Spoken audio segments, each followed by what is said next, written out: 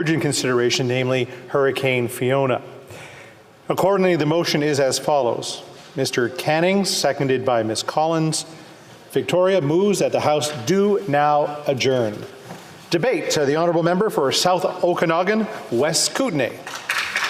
Well, thank you, Mr. Speaker, and it's truly an honour to rise here this evening to begin this debate on the federal government's response to Hurricane Fiona and the devastation it has brought upon Atlantic Canada.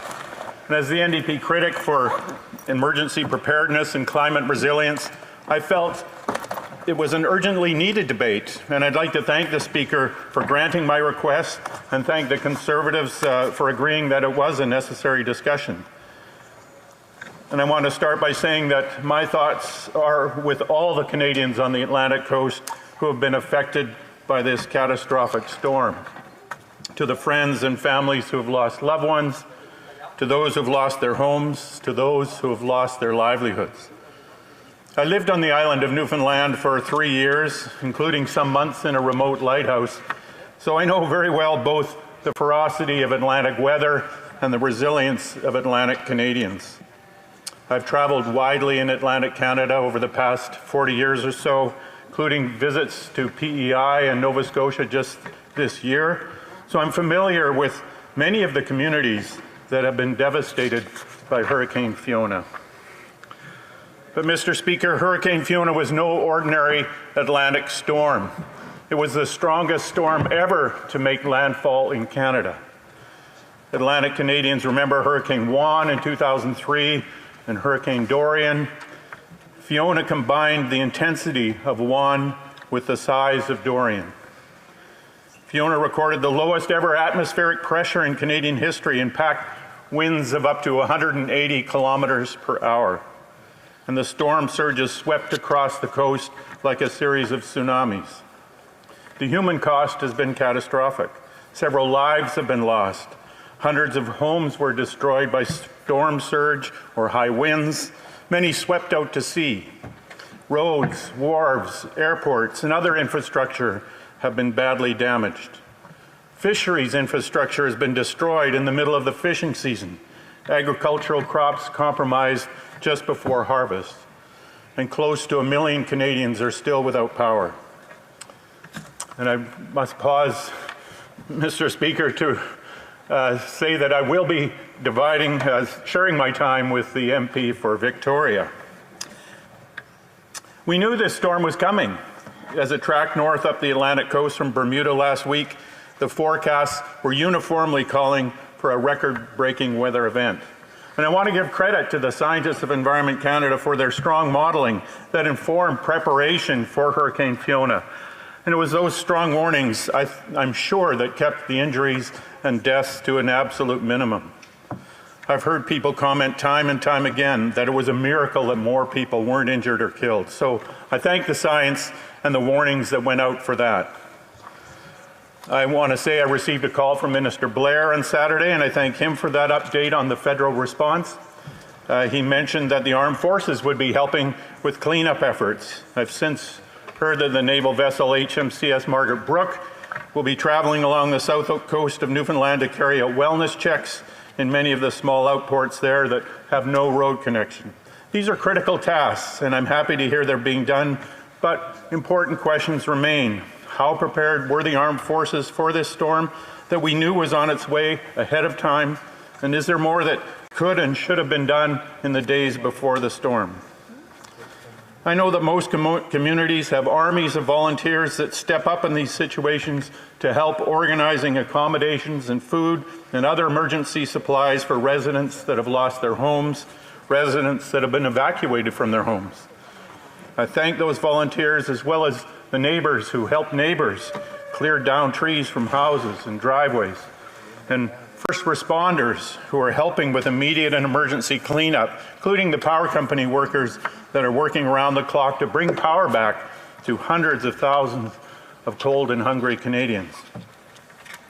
As critical and important as these initial responses are, it's perhaps even more important that we look ahead to the coming days and weeks, and unfortunately often years, for the government role in rebuilding efforts that must take place.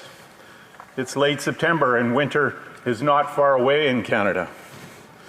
We have systems and programs for government support to help people who have their homes damaged by disasters, but those systems are embedded in bureaucracies that often turn anxious weeks into anxious months.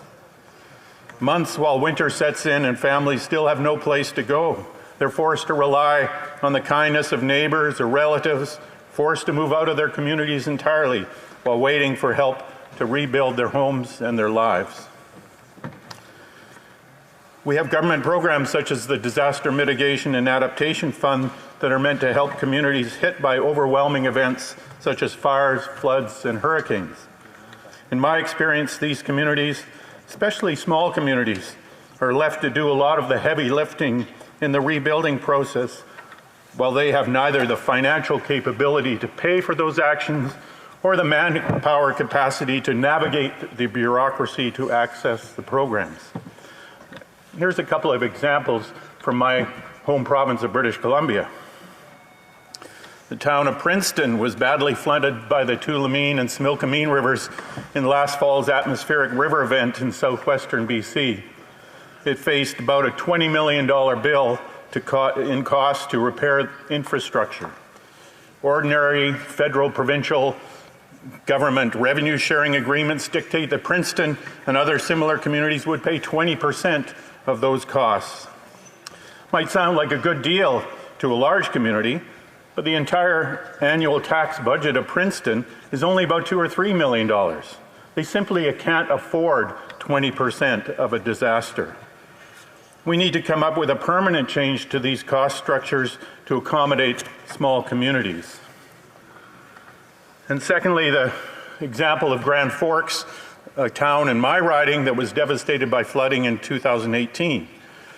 After months of wrangling and some intense and difficult work by the community itself, and difficult decisions, I might add, to radically change parts of the community, a funding agreement was made whereby the provincial government and federal government, the provincial government would cover about $38 million of the cost, and the federal government about $20 million. The city of Grand Forks waited an entire year to get a response from the federal government on their first request for funding under this agreement. They received repeated messages from the federal government that the basic agreement was changing and that they would have to be responsible for more and more of the costs. They had to repeatedly resubmit detailed funding requests.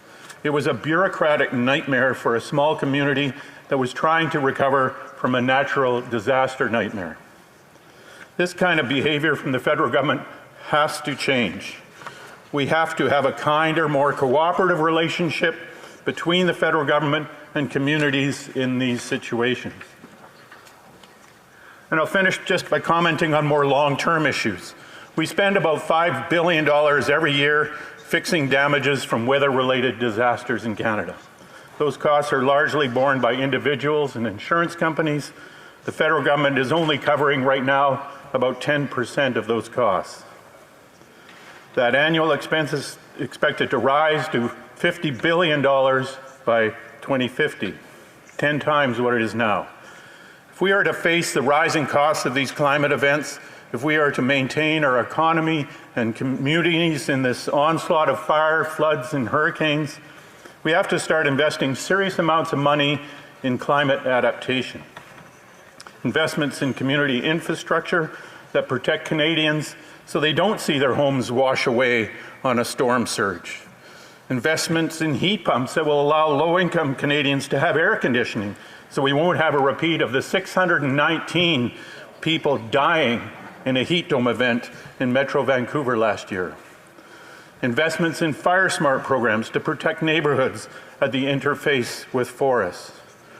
Reactive funding is necessary, but surely we can see the economic and community needs that point to investing for the future that we all know is coming. In the meantime, I just want to reiterate my support for the people of Atlantic Canada. I know you will use all your ingenuity and strength to recover from this catastrophe, and I hope that all levels of government will be there to help you when you need it. Thank you. Questions and comments? Question et commentaire. The Honourable Parliamentary Secretary to the Government House Leader. Yes, thank you, Mr. Speaker. And as we witnessed earlier today during question period, we had members from all sides of the House, whether it was the Prime Minister to other opposition members, government members, expressing their thoughts and goodwill towards what has taken place. In fact, from coast to coast to coast, because, Mr. Speaker, of media, including yourself, last week, bring to the House's attention that we have a storm that's coming to Atlantic Canada, and it's going to also affect the province of Quebec. There was a tremendous amount of goodwill as Canadians from coast to coast to coast watched, and now part of the solution is to allow for those Canadians to express that sense of a part of our nation is hurting by giving a donation. And I'm wondering what the member would have to say about how else Canadians might be able to be involved besides giving some money, maybe offering a prayer, or possibly for some of them even going to the East Coast, Mr. Speaker. The honourable member for South Okanagan West Kootenay. Well, I want to thank the member for his comment, and I can say again from experience in my riding with all the flood and fire events that I have witnessed in my years as a member of Parliament, the importance of groups such as the Red Cross in helping people in these disasters. It's often the Red Cross that really does a lot of the work in relocating people, of putting people up in accommodation, feeding them while they're forced out of their homes. And I think, donations to the Red Cross would be very welcome. And tonight we are talking more about what this government, what we can do in this place to help the people of Atlantic Canada. Questions and comments? Question commentaire. The honourable member for Cumberland Colchester. Thank you, Mr. Speaker, and thank you to the member from the NDP for his kind words and speech and reaching out to those certainly in my riding and the rest of Atlantic Canada have been significantly affected by Hurricane Fiona. I think it's interesting that we're all appear to be on the same page here, and I guess the question for the member from the NDP would be, when we find out that this government can no longer manage these programs and there's an impossibility to get the money to people, will the NDP stand with the Conservative Party and ensure that those Atlantic Canadians get what they need to rebuild their lives? The honourable member for South Okanagan West Kootenay.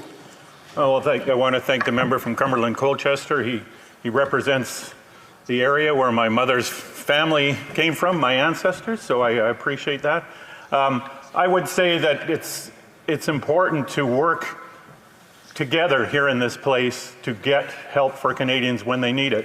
One example I didn't give was the town of Oliver in my riding had a landslide. It cost $10 million of damage. They didn't qualify under DMAF for that funding. And years of lobbying on my part tried to help them. The government eventually changed DMAF, so now small communities can access funding of under $20 million. It was too late for Oliver, but those changes can be made, and I think we have to work here together to make changes when Canadians need it. Questions and comments. The honourable member for Beauport-Limoilou. Thank you, Mr. Speaker. I spent part of my life in the Lower St. Lawrence, and there were times when there were snowstorms and we would lose garages and houses to the water. It wasn't as bad, but it resembled what happened over the weekend in Atlantic Canada and eastern Quebec. That being said, this type of major event tends to repeat itself, but over shorter and shorter periods, echoing climate change. So my question is the following for my honourable colleague. In his opinion,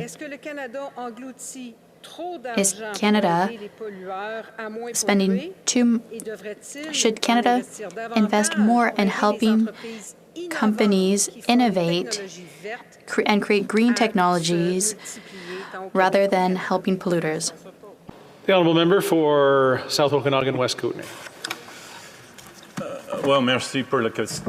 Thank you for the question. I would say that obviously we have to put a price on pollution, make sure that the processes and companies and individuals that are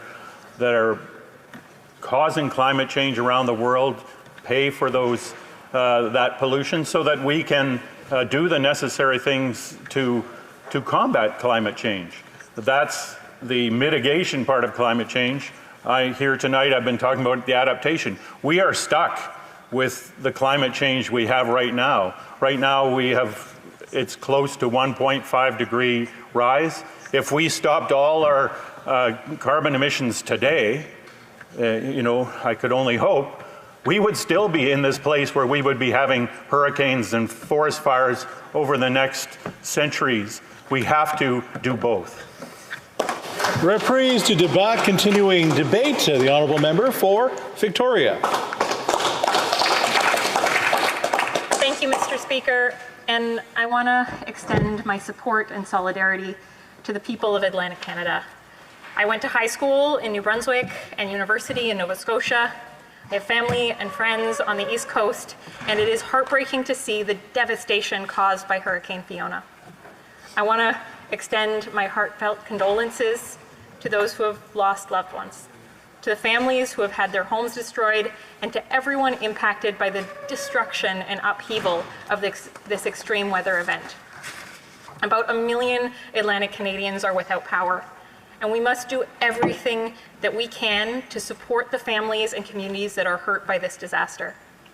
I want to thank my colleague, the member for South Okanagan, West Kootenay, and he outlined clearly how disasters of this scale impact us all.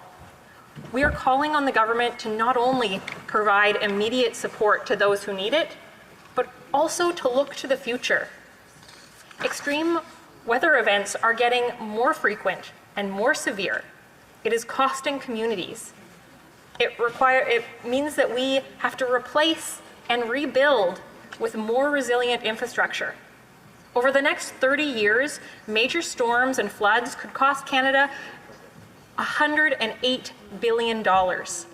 Every report that comes out on the costs of the climate crisis shows that these costs are going to be astronomical. And it's important to emphasize that this is of national importance. The federal government must take a leadership role. It is so much less expensive to make proactive investments in climate resilience than to pay for the costs of destroyed infrastructure. But more than that, it also saves lives. It's why we are calling on the government to increase investments in disaster resilience. It's why we want to see meaningful action on the climate crisis. As I watched the videos and saw pictures, I couldn't help but think about the atmospheric river and the floods that hit British Columbia last year. It was less than a year ago that we were in an emergency debate on the floods in BC. You just have to look around the world right now. The floods in Pakistan, the increasing frequency of climate fires, the increasing severity of extreme weather events. These disasters are just a glimpse of what our future looks like. Hundreds of people died in the heat dome in BC. People have lost their lives in floods, in storms, in forest fires. The government must significantly increase funding for the Disaster Mitigation and Adaptation Fund. They need to urgently create a separate funding stream to assist provincial, territorial, Indigenous, and municipal governments in order so they can take proactive action to strengthen infrastructure, to meet the challenge of extreme weather events, of rising sea levels, of forest fires, and other devastating natural disasters caused by the climate emergency. And we are in a climate emergency. We're in a climate emergency. And yet this government is not acting like it. We cannot continue down the road that consecutive Liberal and Conservative governments have set us on. As this government hands out billions of dollars to profitable oil and gas companies, as they team up with the Conservatives to oppose a windfall tax on the record profits of oil and gas companies. This Liberal government keeps saying that they believe that climate change is real, but it doesn't matter if you believe if you're not taking climate action. They emphasize that they are different from the Conservatives. But with the severe impacts of the climate crisis unfolding right in front of our eyes, they won't take the action that matches the scale and the urgency of this crisis. While Canadians are struggling with the cost of living, while Atlantic Canadians are dealing with the devastating impacts of Hurricane Fiona, this government is handing over billions of our taxpayer dollars to the very corporations who are fueling the climate crisis. Billions of dollars in subsidies that could be spent on climate action, on climate solutions, on climate resilience, on support for the communities who are impacted by these disasters. The Liberals and the Conservatives are opposing the policies that would actually make a difference for Canadians. The Liberals refuse to actually match the scale of this crisis, the urgency of this crisis, with the kind of action needed, the kind of action that would keep warming below 1.5 degrees. And the hard truth is that Canada is not on track to meet our climate targets, and that these climate targets are not adequate to keep global warming below 1.5. The Liberals like to talk about believing in climate change, but we need to see action. The decisions that we make today will determine whether there is a livable future for our children and our grandchildren. These disasters are a glimpse at the future, just a glimpse. To the people of Atlantic Canada, we stand with you. We'll work across party lines to ensure you have the support that you need in these unimaginably difficult times. And we will push the government to start treating the climate emergency like the emergency that it is. We will fight for you and for our collective future. Thank you, Mr. Speaker. Bravo. Questions and comments? Question commentaire. The Honourable Parliamentary Secretary to the Government House Leader. Yes, thank you, Mr. Speaker. What we have before us is an emergency debate to deal with what's taking place in Atlantic Canada and parts of Quebec today. And what I'm hopeful is that throughout the next number of hours, that members will be able to provide their thoughts in terms of how it is that the government can enhance support, quite frankly. We heard from the Prime Minister and other ministers talk about our military, matching Red Cross donations, a tremendous amount of communication that's going both from the different ministerial offices to the different premiers' offices and the other stakeholders. What the member seemed to focus her attention on is an issue in terms of the climate change. And yes, we recognize that we're not conservatives. We don't deny climate change. But that's for another debate. My question to the member is, does she have any thoughts and ideas that specifically she would like to see that's going to help the people of Nova Scotia or Atlantic Canada and parts of Quebec? The Honourable Member for Victoria. I want to thank the member for his question, and I am glad to see that members from every party in this House are standing together in support of Atlantic Canadians. We are here together to support everyone in New Brunswick, Nova Scotia, Newfoundland, and Labrador, and PEI. But if the member expects me to be silent about the fact that the climate crisis is one of the reasons we're seeing the increasing weather events, they are more extreme, they are more frequent, and if this government is going to continue to ignore the causes of these extreme natural disasters, well, we are in trouble. Hear, hear. Questions and comments? Question commentaire. The Honourable Member for Cumberland Colchester. Well, thank you, Mr. Speaker, and I thank the member for her speech. It's interesting, you know, times are difficult in Atlantic Canada. They often are difficult there. That being said, what we understand is that it is hard for people to afford transportation. We often live in single-family dwellings, so they have to be heated. We don't have any natural gas coming to significant amounts of homes.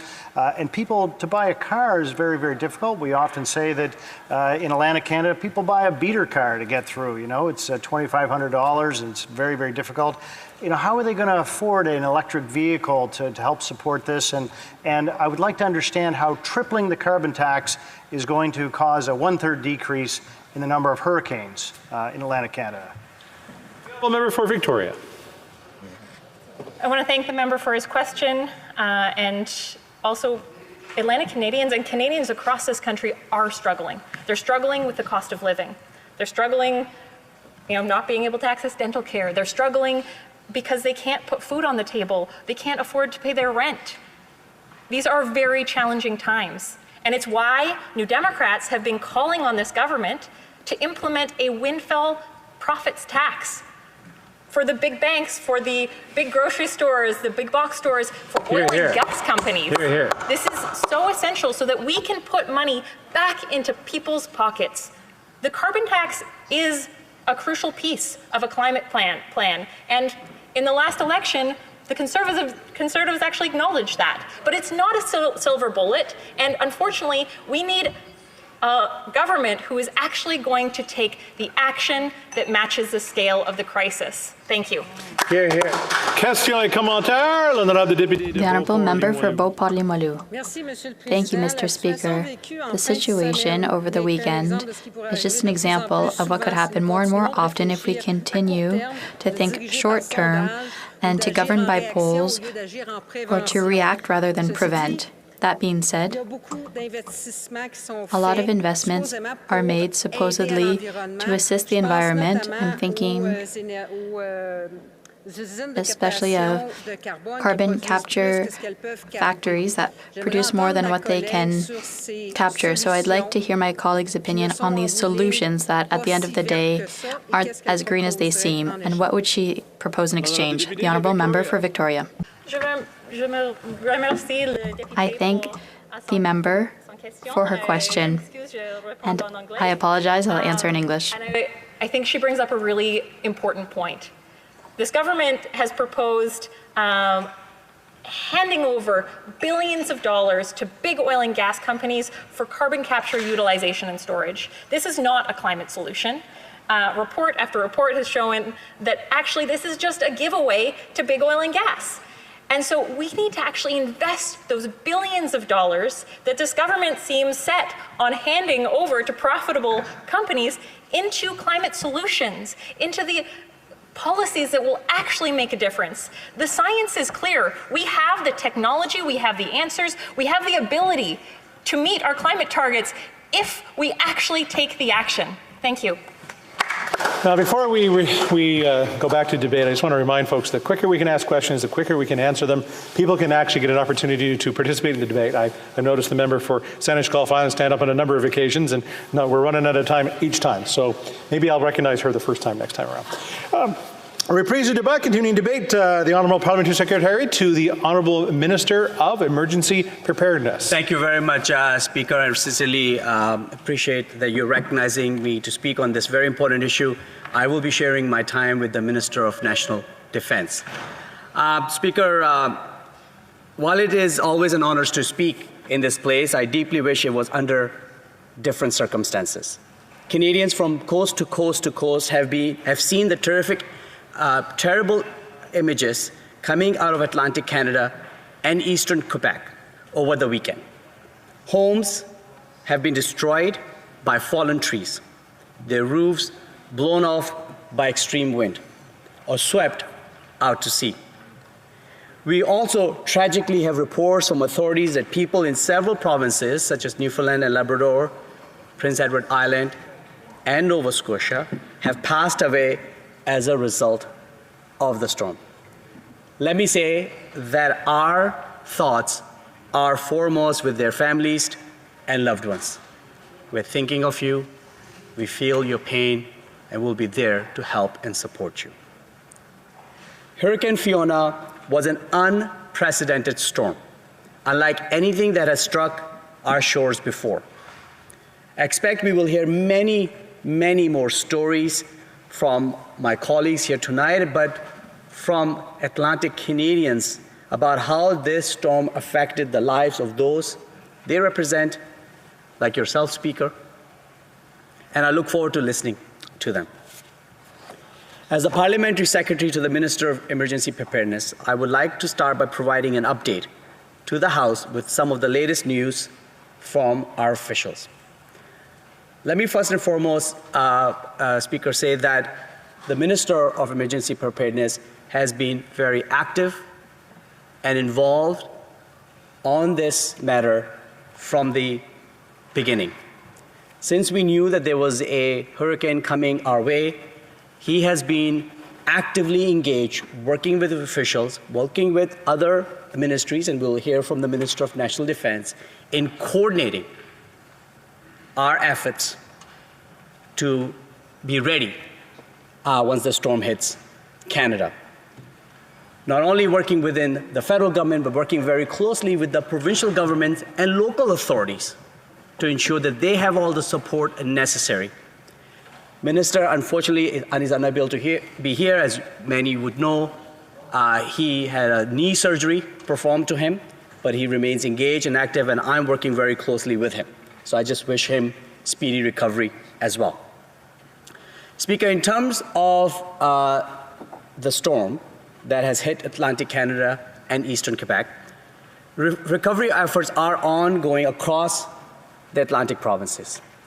As of 3:30 this afternoon, Eastern daytime, we understand that power outages are affecting approximately 171,000 customers in Nova Scotia, 75,000 customers in Prince Edward Island, 6,800 customers in New Brunswick, and 220 customers in Newfoundland and Labrador.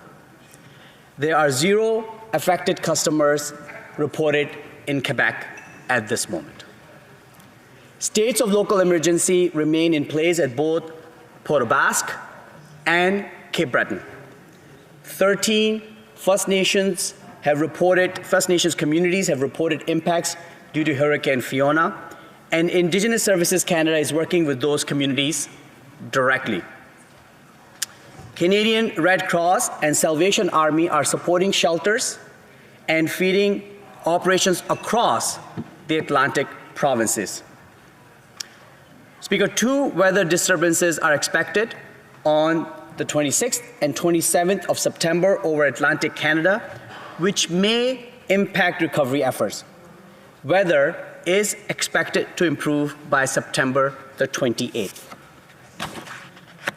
All levels of government are committed to continue working closely together to ensure that impacted communities are able to recover as quickly as possible. At the federal level, we have approved requests for assistance from Nova Scotia, Prince Edward Island, and Newfoundland and Labrador. Canadian armed forces have been deployed to assist in the local response, and I'm confident we will hear more details from the Minister of National Defense when she has the opportunity to speak. In addition, Speaker, Transport Canada's National Aerial Surveillance Program is providing support to assess the storm's damages in multiple provinces.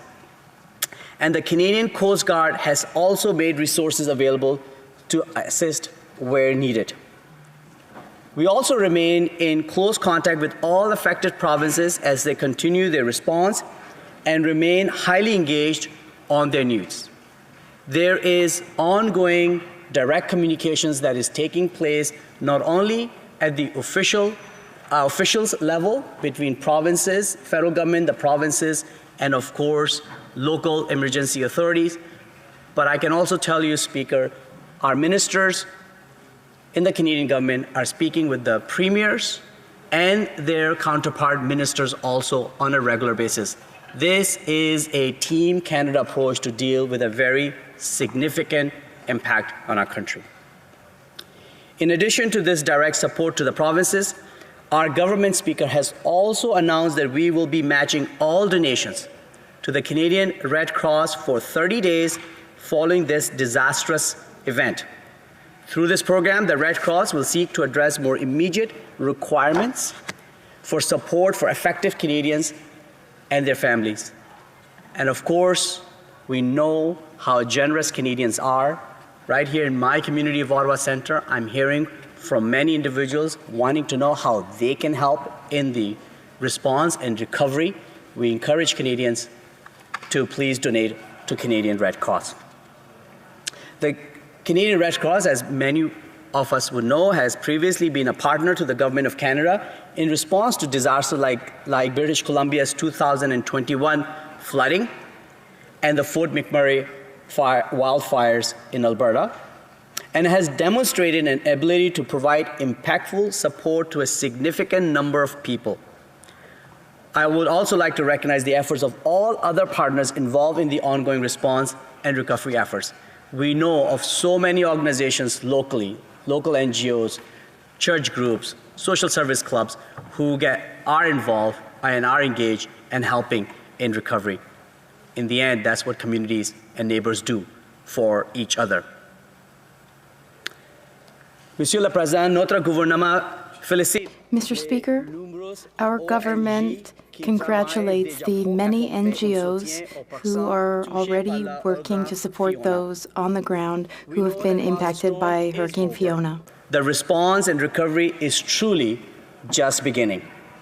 While it will take time for the full scope of the damage to be known, we recognize that provinces have already expressed concerns about the cost. We continue to work very closely with affected provinces in order to find all available federal resources which can help with the response or recovery. Our priority is to ensure the well-being of all impacted Canadians. We are determined to be present and to help now and all throughout the recovery process. Financial assistance arrangements, the federal government can provide cost-sharing support when a natural disaster is so great that it challenges a province's ability to financially respond to it on their own. We stand ready to begin those conversations with the provinces and intend to be highly responsive to any requests we receive. Speaker, helping each other in difficult times, just like we are seeing in our eastern provinces now, is just what Canadians do. That's what makes us so proud to be Canadian. Speaker, I encourage all members to continue to show their support for our Atlantic communities during this exceptional time. We know, everyone in this House knows, that we will get through this, and we'll get through this together and build even better communities in Atlantic Canada and Eastern Quebec. Merci beaucoup. There, in order to sort of clean things up, the honourable member from questions and comments, the honourable member from Saanich Gulf Islands. Thank you, Mr. Speaker. It's terribly kind.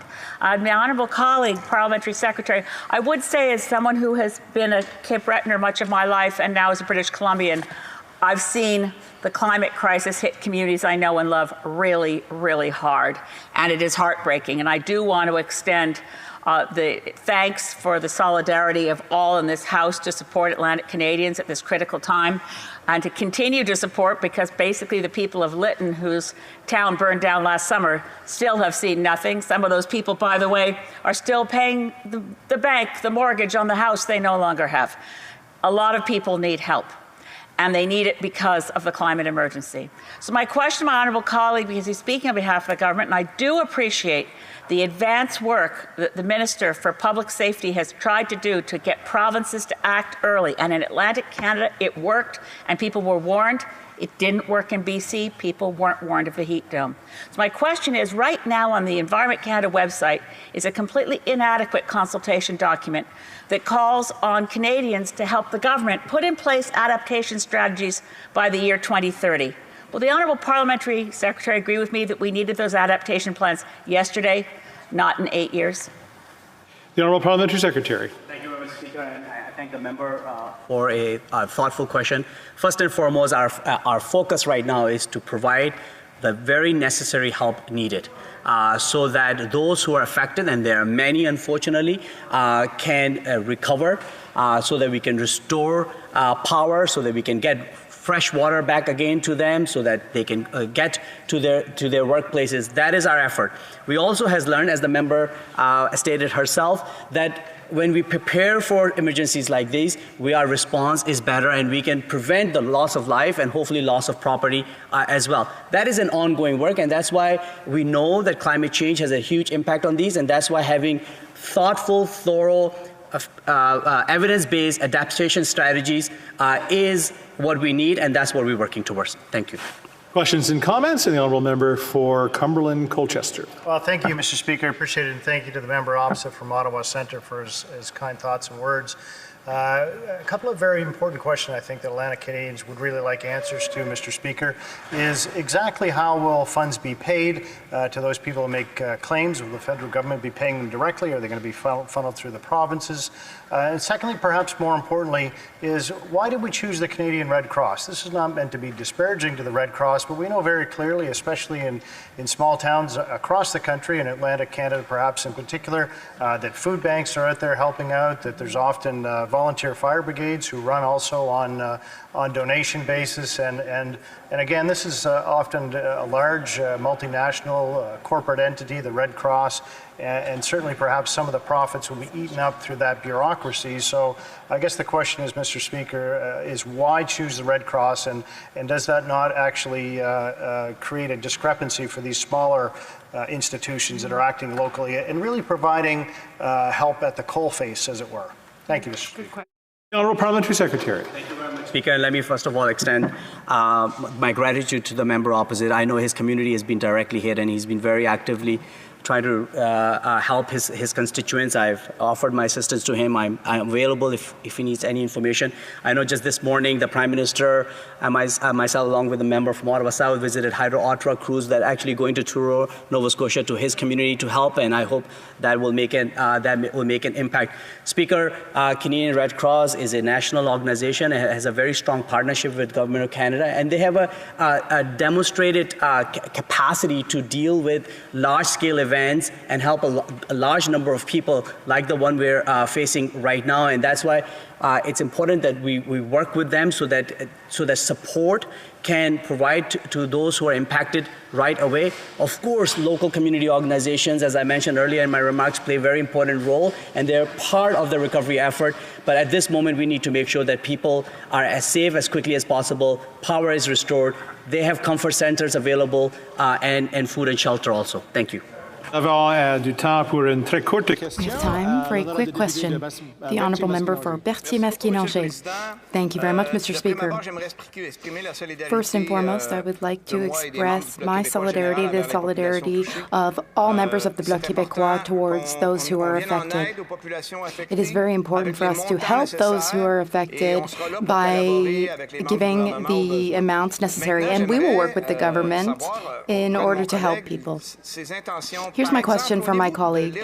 What are his intentions, for example, when it comes to erosions of our shores and shorelines? During the last session, I tabled a petition. We have been asking the government for a long time to invest or to make money available to provinces and territories in order to improve the way we protect our shores and shorelines, because events like these will reoccur. What does the members feel about this? The Honourable Member for Ottawa Centre. Thank you very much, Mr. Speaker.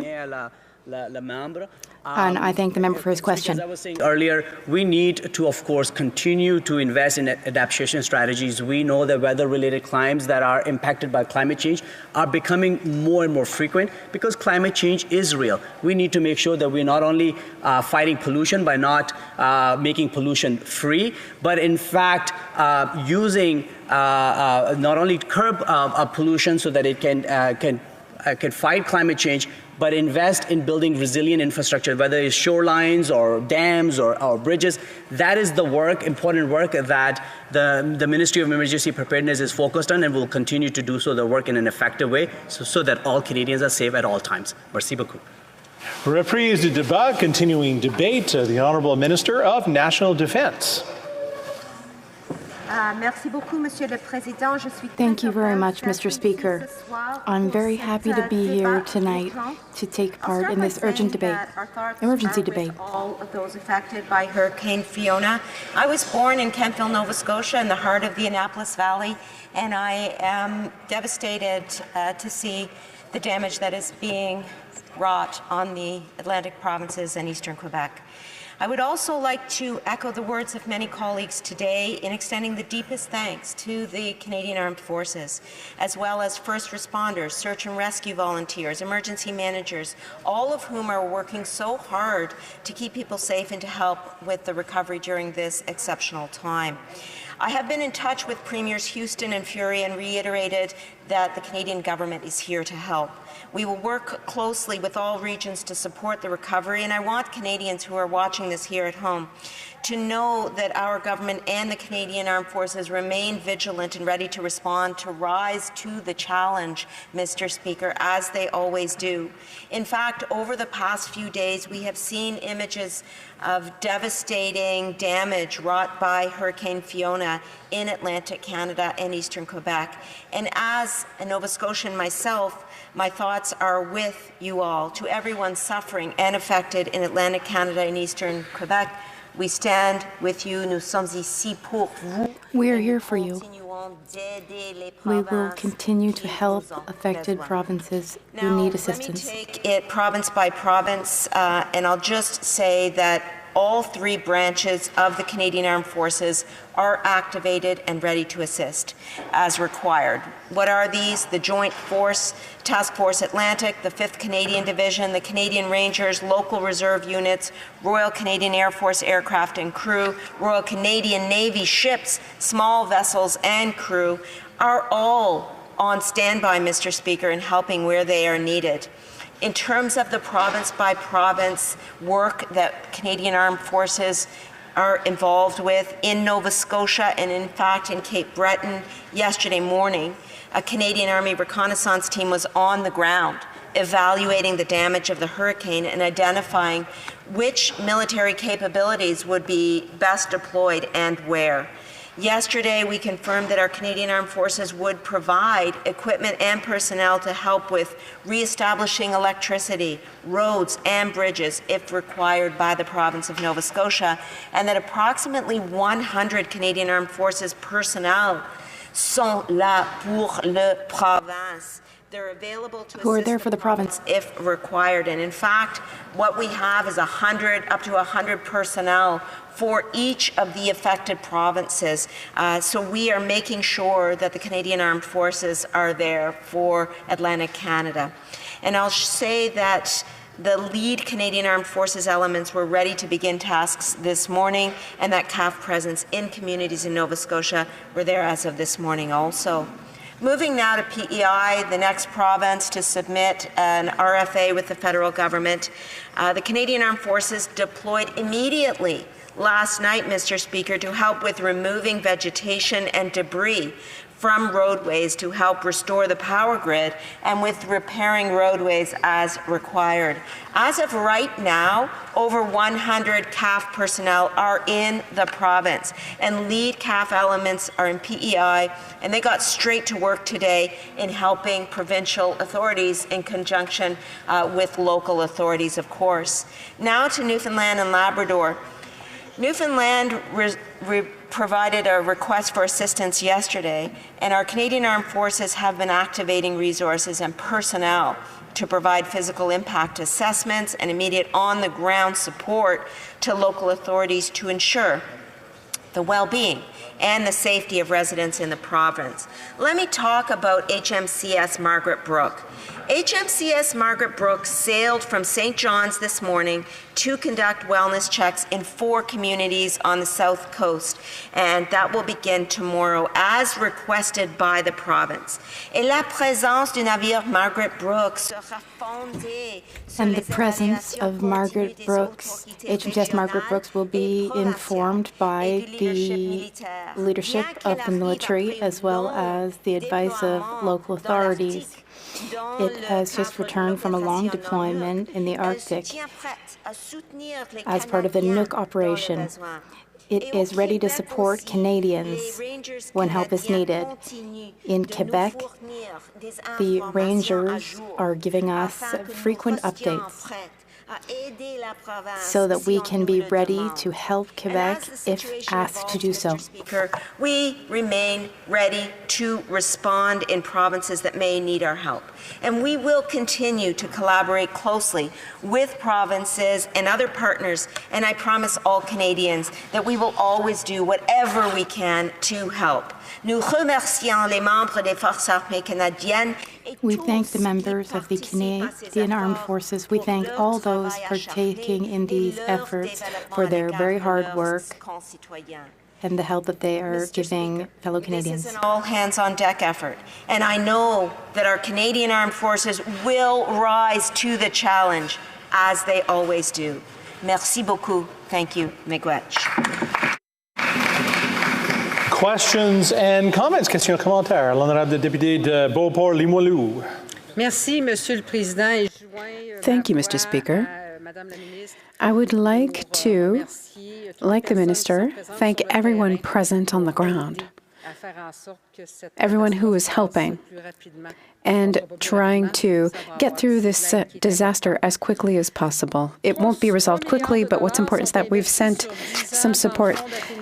So the investments made into the Climate Change and Mitigation Fund. Canada has invested, or rather, Canada has a significant amount of shoreline. So this means $1,234 per year per kilometer when we look at the overall investment. When we look at the disaster that occurred over the weekend, these types of catastrophes are more and more frequent. $1,234 per year is not enough. We need more measures, more responsible ones than just investing in large polluters, and even carbon capture and storage plants that seem to be producing more carbon than they are capturing. Can the Minister talk to us about more responsible and sustainable measures? The Honourable Minister. Thank you, Mr. Speaker, for this question. It's very important to note that we have to do a great deal to help provinces and territories with disasters like this one, with environmental disasters. For our part, the Canadian Armed Forces are there. They're there for the provinces and territories as well. What are they there with? We have 3 branches of the armed forces who are now ready to provide equipment and personnel. Residents in affected areas where forces have been deployed have been on site since this morning. Operations are ongoing.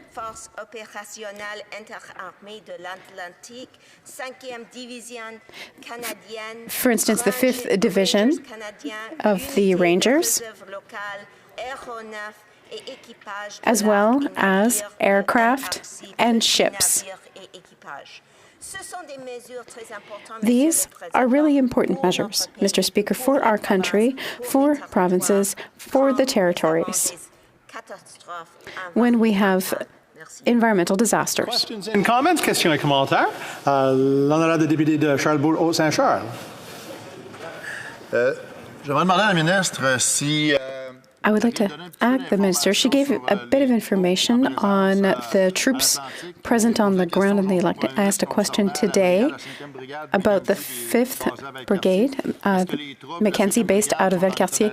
Are they on alert in order to possibly be deployed, or is there another brigade on standby to quickly reinforce the ones on the ground? The Minister of National Defence. Thank you for that question, Mr. Speaker. First of all, we haven't received a request for assistance from Quebec at this time, but the Canadian Armed Forces are ready to be there if we receive that RFA. Presently, as I said yesterday, We have about 100 members of the Canadian Armed Forces from different provinces to help in Nova Scotia, Prince Edward Island, and Newfoundland. If we receive an RFA from Quebec, of course, we will help Quebec and the Magdalen Islands. We've got time for a short question. The honourable member for New Westminster Burnaby. Merci beaucoup, Monsieur le Président. Nos cœurs et nos pensées sont avec les gens. Thank you, Mr. Speaker. Our hearts and thoughts are with the people in the Atlantic, and we have good thoughts for those who have responded so quickly to this disaster. Of course, we need more resources to help with this type of disaster relief. We need to implement solutions in order to mitigate future disasters. Subsidizing the oil and gas industry while trying to fight climate change doesn't make sense. Is the minister ready to say today that we're going to end those subsidies and we're going to invest in alternative solutions in the Atlantic region and elsewhere throughout the country? Mr. Speaker, thank you for the question. As the Minister of National Defence, I'm sure that the Canadian Armed Forces will be there during environmental crises, just as we see now in the Atlantic provinces. We are there with the forces, with the equipment, with the materials, and with frigates, namely one on the western coast of Newfoundland, to offer assistance. That is part of our assistance to Atlantic Canada, and we are ready to help the rest of Canada in case of future crises. The Honourable Leader of His Majesty's Loyal Opposition.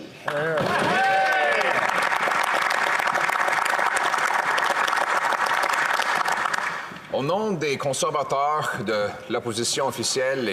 behalf of the Conservative Party, the official opposition, on behalf of all Canadians, we are in complete solidarity with our brothers and sisters in Eastern Canada,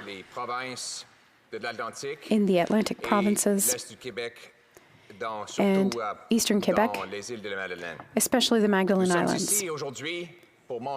We are here today to show our support, but also to plan our return to normalcy, which will be long and difficult. But we will do it as a team, as Canadians do all the time. In Newfoundland, Labrador, PEI, Nova Scotia, and Eastern Quebec, New Brunswick, we are with you. Conservatives will do everything we can. To the emergency workers, police, paramedics, fire services, power workers, military personnel, and all those who have gotten out as volunteers to help clean up the mess, pick up the debris, remove the downed trees, restore power lines, and take the initial steps towards normalcy, I thank you on behalf of all Canadians.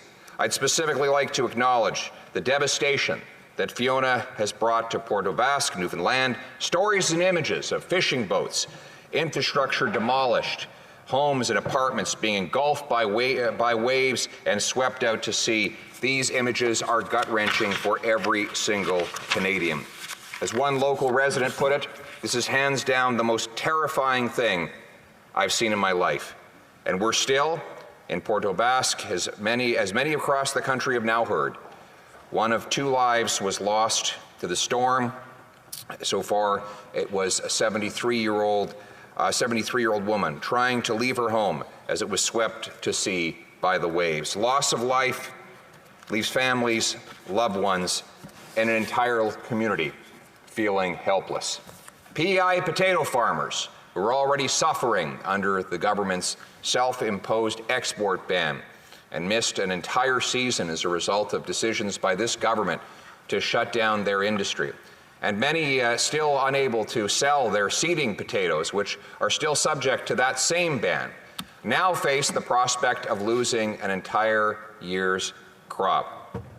Dairy farmers are without electricity, risking the threat of losing valuable livestock. And of course, fishers have lost boats, wharves, and other critical infrastructure. Too many down east are going through extraordinary challenging times, and there's no two ways about it. That means we need to stand with the people on the ground. Slow, bureaucratic programs with big headlines and no delivery simply will not do. The government will need to act quickly to restore order, to bring back the communities that have been devastated, and to get the businesses, farms, and fishing communities back on their feet. We here in the Conservative caucus will, speaking of feet, hold the government's feet to the fire to make sure that happens. The devastation of Fiona is not just the hurricane wreaking havoc on our eastern family. Memories of Juan, Dorian, and many other storms have brought hardship and devastation. In the presence of destruction and loss, however, Atlantic Canadians have proven their iron resolve to rise again and rebuild their lives. And they will rebuild again. We stand ready to work and help them along the way. We will do what is necessary to build upon their resilience, to provide them with the infrastructure and the funding that is necessary. On this journey, though, we would be remiss if we did not thank our American allies who have stepped up to fulfill their side of the agreement. We know of power workers from Maine coming across the border. It reminds us of back in 1917, the Halifax explosion, which killed thousands of Haligonians. A train departed from Boston loaded with medical supplies, surgeons, and other medical professionals. This assistance has always been bilateral. Of course, Canadians came to the rescue of Americans fighting to retaliate against the terrorist attacks of 9/11. We, as North American neighbors, have always been so dedicated to the continuation of this friendship, and so I would like to take a moment to thank the Americans who've come across the border. In particular, the Central Maine Power sent 16 line crews to help. We thank them for their work, and we promise to reciprocate if, God forbid, ever a need should be so require. And yes, indeed.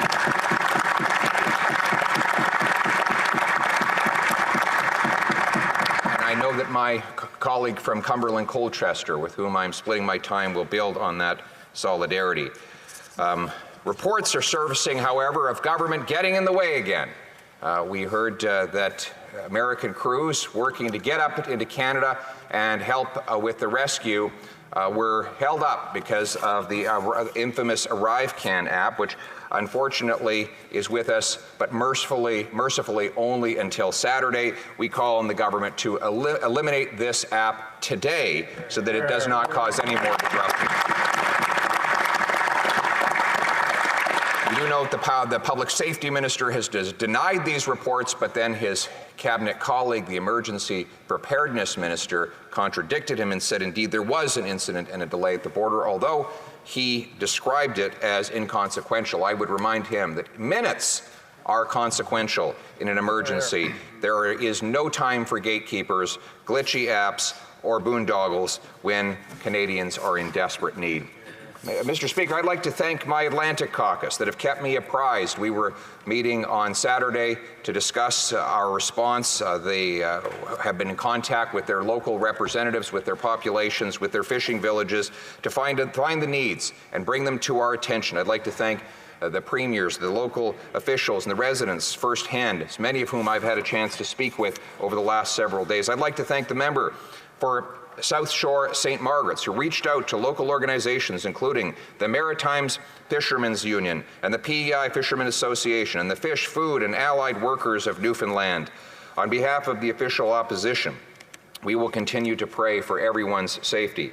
As the East Coast rebuilds following the damage and devastation of Hurricane Fiona, we as Canadians must continue to work together. In the words of the legendary Stompin' Tom Connors, soon the birds will once again be singing on every tree, and all nature will seem inclined to rest. Merci beaucoup.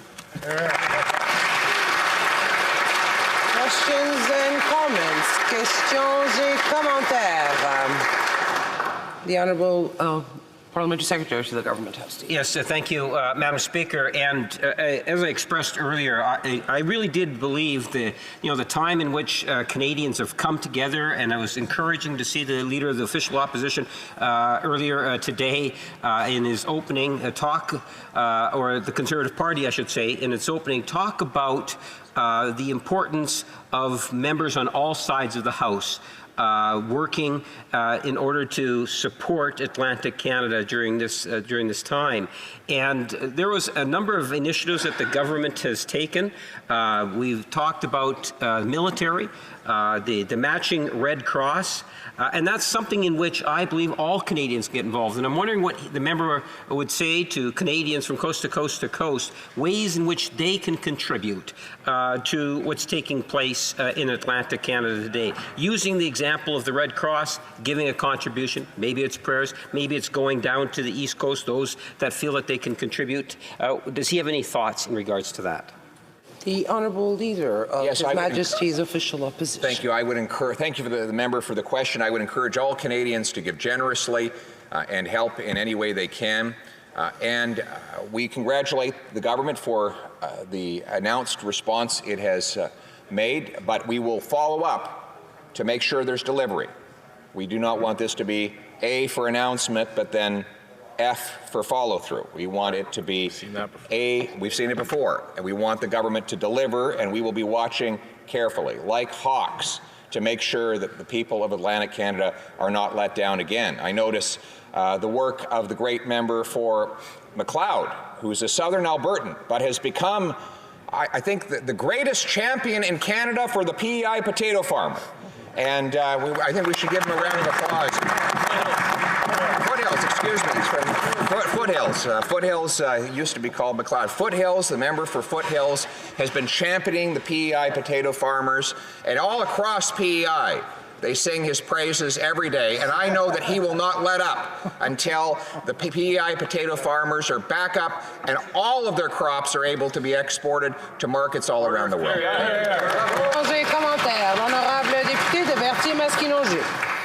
Thank you, Madam Speaker. I'm very pleased to see that this evening we have so much unanimity, so much solidarity for people on the East Coast. It's very important for us all to agree that we need to help rebuild as quickly as possible. The Leader of the Opposition has mentioned that the government needs to act quickly to get real results. Now, when this happens, should we not get serious about our transition in terms of types of energy that we use in order to counter climate change, to slow it down, to adapt? I spoke earlier with the Liberal critic for adaptation. We need to start the transition, for instance, in areas where we produce fossil fuels with respect to in respect of local populations. Is it not time to stop building pipelines and start the transition? The Honourable Leader of the Opposition. Madam Speaker, we have to recognize the difference between fighting climate change and promoting the import of oil. The Bloc, the New Democrats, are mistaken. We're not against oil. We're against foreign oil. We are importing 130,000 barrels a day. A significant percentage of what is consumed in Quebec is coming from the United States. Yesterday, as most recently as yesterday, I would say that we are the most responsible. We will continue to support our energy industry throughout the entire country. Westminster Burnaby. Thank you, Madam Speaker. I was surprised that the Leader of the Official Opposition is the first speaker tonight who hasn't mentioned climate change. Now, Madam Speaker, as you know, last year in British Columbia, we lost 600 British Columbians who died as a result of the heat dome. The atmospheric river last fall cut British Columbia off and the rest of the country. And we've seen now Atlantic Canada experiencing a record amount of destruction as a result of the hurricane. We also know, Madam Speaker, that this tragically will be the first of many in the Caribbean. The hurricanes are increasing in intensity and increasing in loss of life. And so my question to the Leader of the Opposition is very simple. The Liberal government, as did the Conservative government before it, is spending billions of dollars in massive subsidies to oil and gas CEOs. Would it not be better for the people of Atlantic Canada that that money be invested in climate mitigation, in fighting back against climate change, and actually eliminating the problem? The Honourable Leader of the Opposition. Comfort. Well, again, there's no question that the Liberal climate policy has failed. They have missed every single target they have set.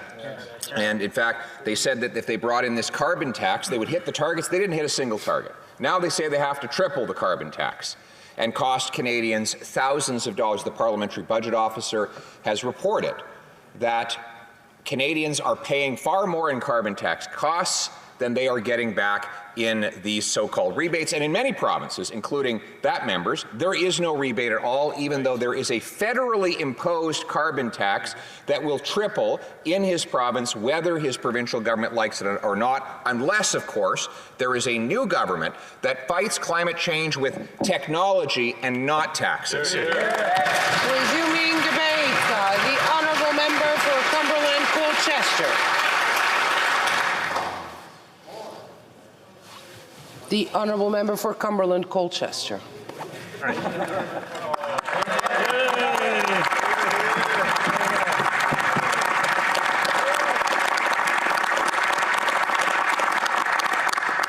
Well, thank you, Madam Speaker, and thank you to the Leader of the Official Opposition for his kind words and support in holding this government to account.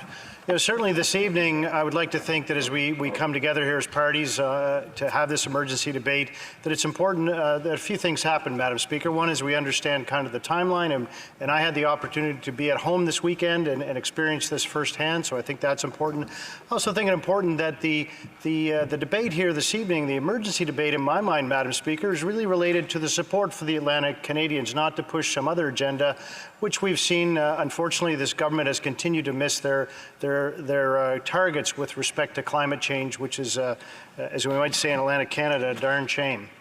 That being said, I want people to know, because not everybody's experienced a hurricane, that I have to understand very clearly that the forecasting, as some of the other members have said, has been absolutely fantastic. Certainly, my children would say that at home, I would say that I didn't think it was going to be as bad as it was. Maybe I'm just an optimist. That's probably a good thing. That being said, at about 10 minutes to midnight on Friday night, the power went off. That was it. And as I left home this morning, those left, my family left at home, still do not have power. And as I spoke to my wife earlier this evening, we still do not have power. What does that mean? That means that we have to be cognizant of those things that are needing to be refrigerated. We have to rely on others, people who have power restored, thankfully, friends and neighbors. We need to rely on them. My wife's a pharmacist. She had perishables in her pharmacy. We had to understand how best to deal with those so that that valuable stock, of course, was not lost.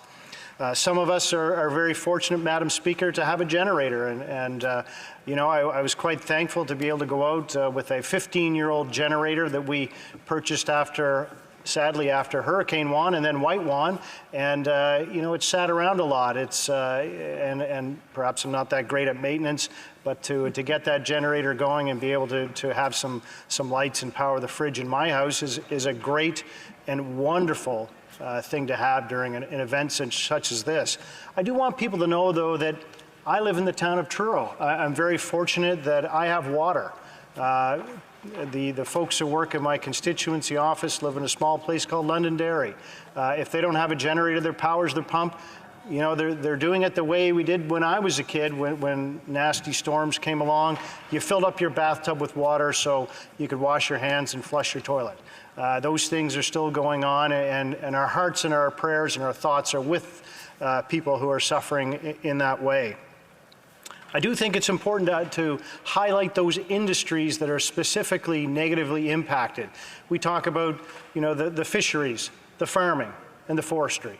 And we know that those industries are part of the backbone of Atlantic Canada. We know that, as my good friend from South Shore St. Margaret's has said multiple times, that the wharves are the Trans-Canada Highway of the fishing industry. We know that the fishing industry is a huge economic driver for Atlantic Canada. And we also know that the infrastructure for small craft harbors have been long neglected, and that those wharves are now even more seriously damaged, and are going to need significant and rapid federal help to get them fixed so that the fish can be brought to market appropriately. The farming industry, we do understand that there's significant amount of flooding, especially on Prince Edward Island. We've seen that. Untold effects on how that's going to, again, affect a sector of our industry that has been nearly decimated by the mismanagement of this Liberal government. Again, a significant shame for those of us who live in Atlantic Canada. And of course, Madam Speaker, the forestry industry with trees that are now piled on each other like a pick-up sticks game makes it much more difficult, and certainly significantly more dangerous for those who work in the forestry industry to work under that environment. Hopefully get that wood harvested quickly, because we do know that, that with the price of wood, that's valuable almost as gold, Madam Speaker. One of the other things that I think is important to focus on is the lack of cell service. Here in this House, of course, we've all become significant reliant upon our cell phones, and to have cell phone service in the town of Truro, which is not big perhaps by downtown Toronto standards, but when you have 15,000 people to have one bar of service, it makes it very difficult. It was difficult to communicate with a leader because I couldn't have a video and things like that. It significantly impacted search and rescue. Sadly, there was a young boy, 4 years old, who was lost in Pictou County, just adjacent to Colchester County, and the search and rescue teams pointed out very clearly that the need to have good cell phone service to coordinate a search and rescue operation just wasn't there, and that made their work much more difficult. And again, we know that this Liberal government promised after Hurricane Dorian that cell phone service to rural and remote areas would be significantly improved upon, and of course we know that here we are 3 years later, I guess, and that still, of course, is a significant issue and disproportionately affects those in Canada who choose to live in rural and remote areas. We believe that that is something that needs to be fixed expeditiously. You know what? The other thing that I really would like to expand upon is our neighbors from Central Maine Power. My father was a proud employee of New Brunswick Power, where I grew up for many years, and certainly during these storms, I remember very clearly him going out and helping out in the storms. He mainly was a ground crew guy because he was an office worker, but he was certainly happy to help out. We know that there's many reciprocal agreements that exist between New Brunswick and Maine and Nova Scotia and PEI. All those power crews work together to help support each other. Often as far as New York State, sometimes, of course, Madam Speaker, we know that when there's major hurricanes in Florida, the crews from our area will go all the way to Florida to help out. You know, to have volunteers saying, hey, you know what, we're going to come to Canada to help you, to have them stopped at the border, and then to have ministers of this House, and indeed, Madam Speaker, we heard today the Prime Minister misleading this House and contradicting what Premier Tim Houston was very clearly heard saying, because he actually requested federal help to get these workers from Central Maine Power across the border. Madam Speaker, this is an intolerable consequence of the ArriveCan app, which serves no purpose. I understand that those across the aisle really want to say, hey, don't worry about it, it's going to be over Saturday. That's too late. You know, this ArriveCan app needs to end now because it serves absolutely no purpose. Hear, hear.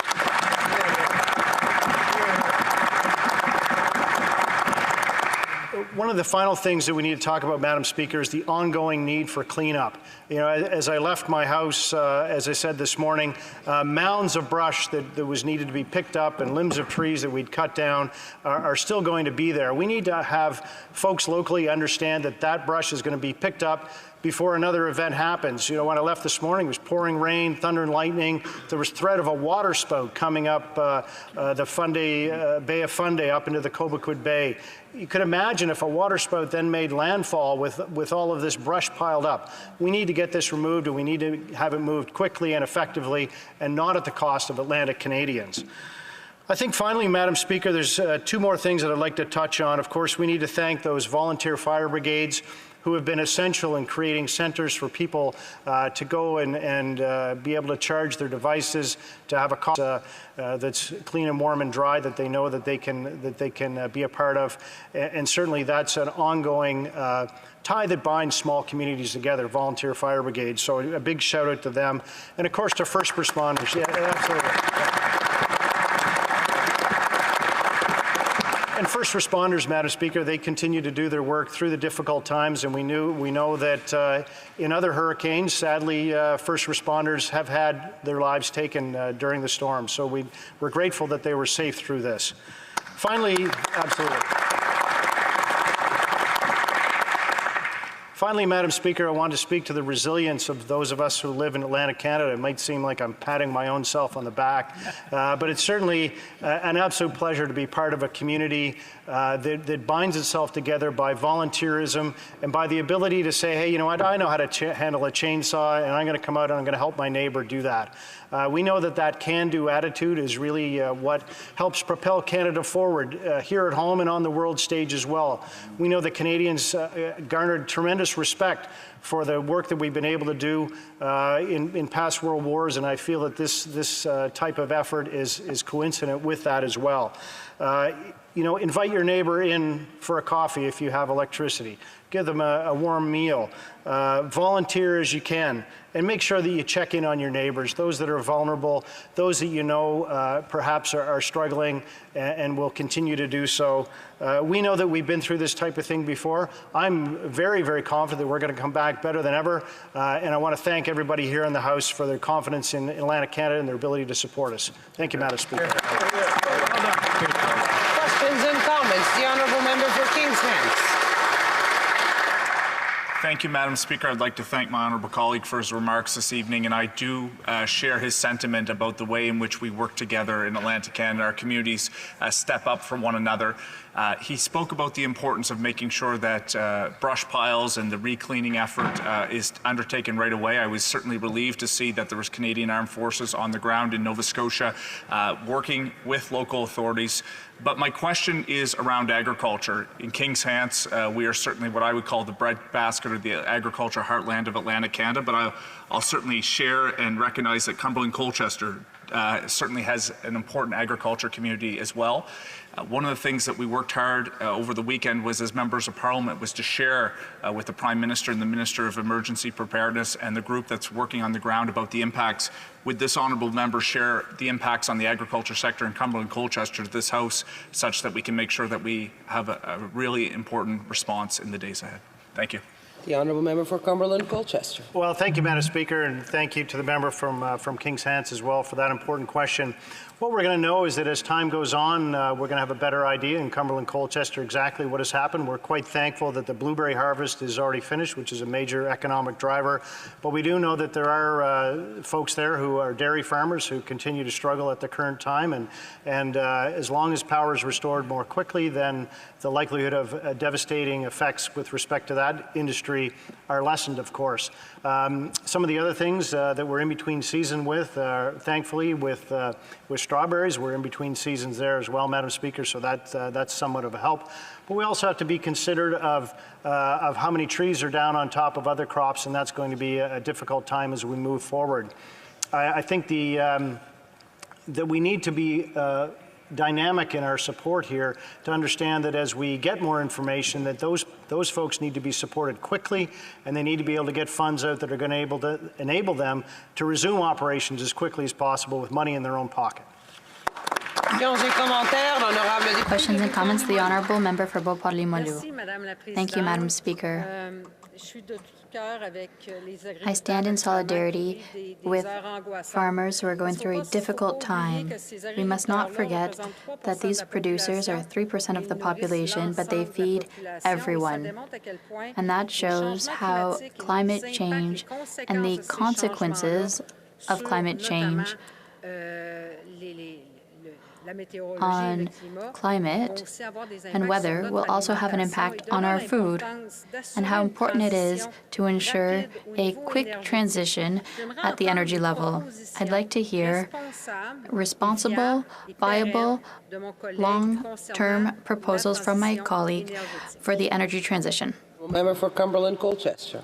Well, thank you, Madam Speaker, and thank the member for that question. I think it's important to understand that the Conservative Party is very much interested in technology and not taxes.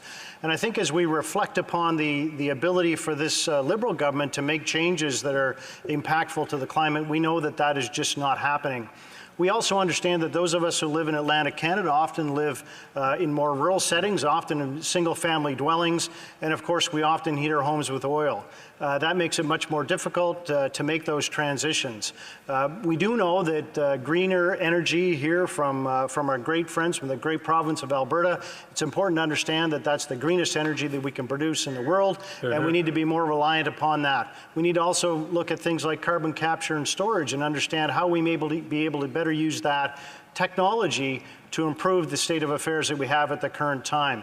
And I think that as we look at those things as a comprehensive package, then we can understand that we can help Canadians move from exactly where they are into an important spot that is attainable, not into fantasy land. Questions and comments. The Honourable Member for Nanaimo Ladysmith. Thank you, Madam Speaker, and thank you to the member. As somebody who was born in Newfoundland, moved out when I was 15, I was horrified to see the homes being washed out to sea in Port aux Basques. It's heartbreaking. I want to send my condolences and my thoughts out to all of our friends to the east. We know that this is yet another example of climate change, and these impacts are becoming more and more common. I'm curious if the member could comment as to why the leader did not once bring up climate change in his speech and instead suggested that a magic wand could miraculously solve the problems that we're seeing as a result of climate change. Cumberland-Colchester, 15 seconds. Well, Madam Speaker, I didn't hear anybody talk about a magic wand in here, perhaps except the Liberals, on how tripling the carbon tax is going to magically fix climate change. I'm really unsure how that's going to happen, Madam Speaker. You know, that being said, I think that it's been very clear, it's been spoken out loud multiple times in Canada and with a loud voice, that we know that climate change is real on this side of the House, and we have great plans and policies on how we're going to combat climate change to make it real for the average Canadian. Resuming debate, the honourable member for Avignon-Lamity, Matane-Matapédia. Thank you, Madam Speaker. It's meaningful for me to be here tonight because my region has really been affected by Hurricane Fiona. I want to once again offer my deepest condolences to the relatives of the victims in Newfoundland and Prince Edward Island. All of my thoughts are with the people affected by the hurricane. My party wants to express its solidarity once again with all those affected, and we are obviously willing to work with all parliamentarians, with all parties, with the government to ensure that the people of the Maritimes and Eastern Quebec receive appropriate assistance. There's a great feeling of helplessness tonight, but there's also a great feeling of solidarity. I think it is our duty as elected officials and civil society to give all of our support to the people affected. Could I ask the honourable members to take conversations to the lobby, please, so that we can hear the speech? Thank you. The honourable member. Thank you, Madam Speaker. It's appreciated. Well, I was saying that we need to work together to collaborate and be proactive and set aside partisan barriers and work for the people in these exceptional circumstances. All weekend, my thoughts were with the people of Gaspé and the Magdalen Islands. I was in Gaspé myself, and the winds were more intense than usual. In Matane, there's a lot of wind, but this was something else. I want to once again thank everyone who is still lending a hand tonight, firefighters, linemen. I'd like to greet my second dad, Mario, who is in Nova Scotia right now. to connect homes that lost power. The military, the Red Cross, the many volunteers of St. John's Ambulance, all of the people who have been helping since Friday. The Bloc Québécois announced earlier today a partnership with the Red Cross, as we did a little earlier in the month of May in solidarity with Ukraine. $35,000 were raised. So once again, we're counting on the generosity of Quebecers and all citizens to help the people who are in need. And I want to take time to thank the government, the federal government, that's been active and has collaborated over the weekend. I received a phone call from the Minister of Emergency Preparedness, updates from his team, showing that the government, at least in the short term, was ready to deal with the situation. They were available to communicate with the different levels of government, municipalities, provincial governments, and opposition parties as well. So I think in politics, we often criticize each other, but when something is done well, I think it's important to note it. We must continue to work together. And I'd really like to pay tribute to the government for the work it did this last weekend. This proactive approach was absolutely necessary because the hurricane was devastating. There were sustained winds of 80 kilometers an hour, peaks between 90 and 120 kilometers an hour, and there was even a gust of 171 kilometers an hour recorded by Environment Canada in Nova Scotia. Southwestern Newfoundland was particularly hard hit. The winds gutted at least 20 homes in Port aux Basques, and hundreds of residents in the area had to be evacuated to safety. Prince Edward Island was also seeing a lot of destruction on Sunday, was seeing the extent of its destruction, rather. There were countless homes, businesses, and wharves that were severely damaged. The largest waves in the Gulf of the St. Lawrence were between 4 and 6 meters, and there were even waves of 10 meters measured east of the Gaspé Peninsula. Some peak waves were measured at 16 meters. The winds and waves damaged and even ravaged many buildings. They swept away houses, cars, and boats, things that often one works an entire life to obtain. The eastern part of Gaspé Peninsula was also heavily damaged. The Chateau Dubuc in Chandler was engulfed by waves on Saturday. I'd like to tell you a little bit about this chateau. I can tell you that it hurts many Gaspésians to see that it was washed away. They saw that live. And the video has been circulated and shared by thousands of times on social media. Chateau Dubuc is a heritage building and was a representative of Chandler's industrial history. Unfortunately, it was already in very poor condition because of previous storms and was at danger of being washed out to sea. Governments, various levels of governments, were unable to protect it in time, despite repeated requests from the communities. This struggle to restore the building began in 2016, 2017. Part of the chateau was already damaged, and the wall finally gave away in February 2021. There's a real lack of predictability from our governments, and this wall falling demonstrated it. For Gaspésie heritage, destruction of Chateau Dubuc represented the collapse of a part of Chandler's history. And this was an important heritage asset. It was one of the remaining physical vestiges of the industrial era of the city, according to the organization president. The cities of Gaspé and Percé and the areas were also hard hit.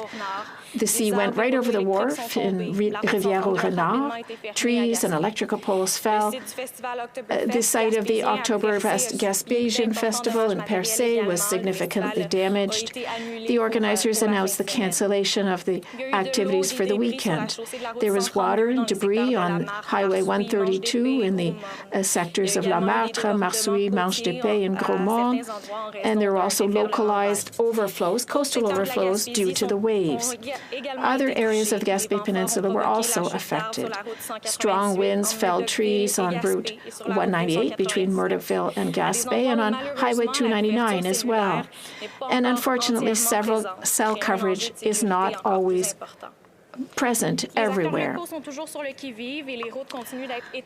Local actors are still on the alert, and the roads continue to be closely monitored by the Minister of Transportation of Quebec. As for the Magdalen Islands, the damage is even worse. Waves submerged the docks in several places, damaging boats. Dozens of buildings were destroyed.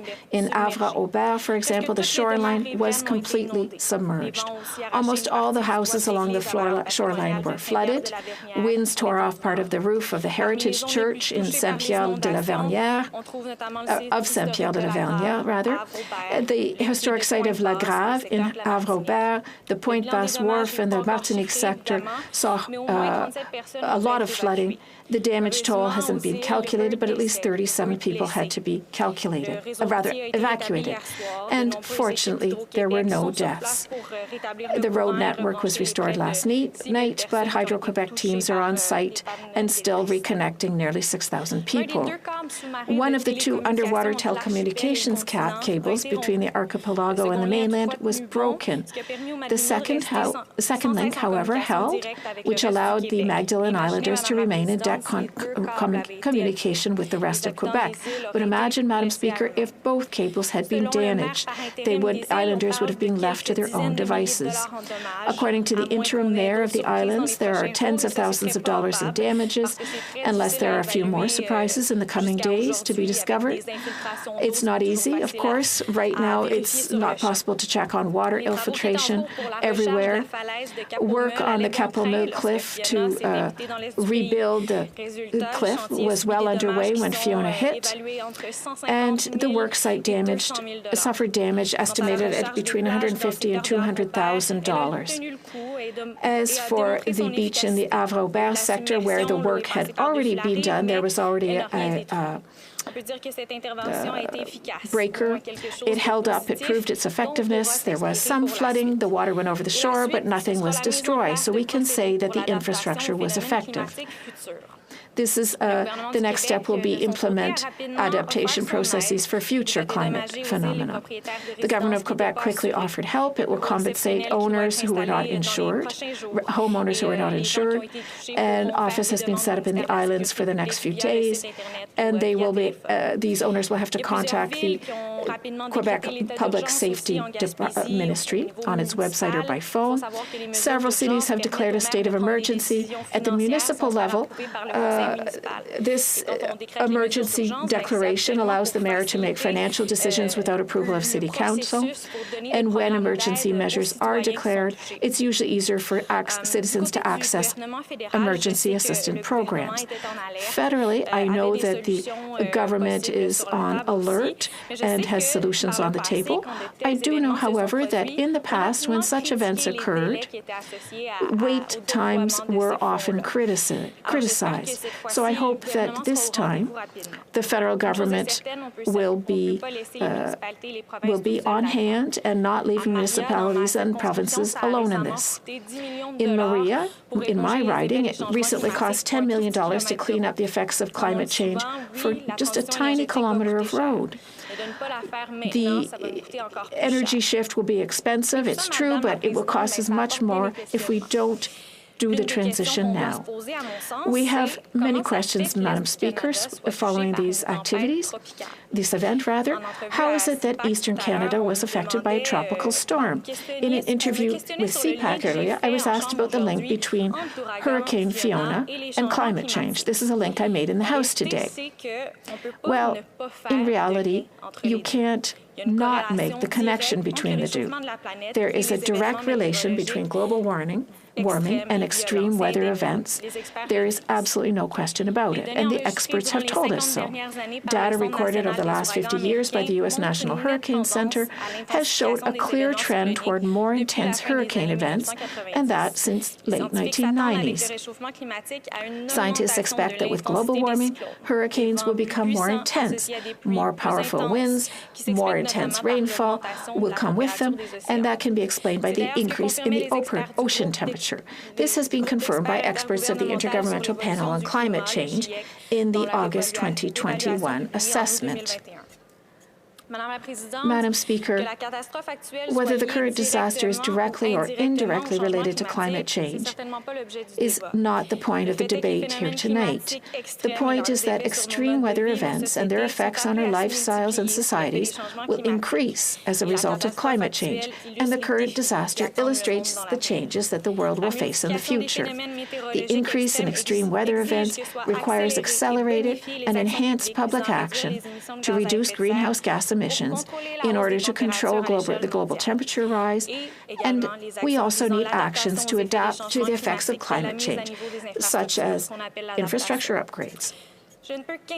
I can only insist on the importance of making the energy transition a reality so that we can build a more resilient society.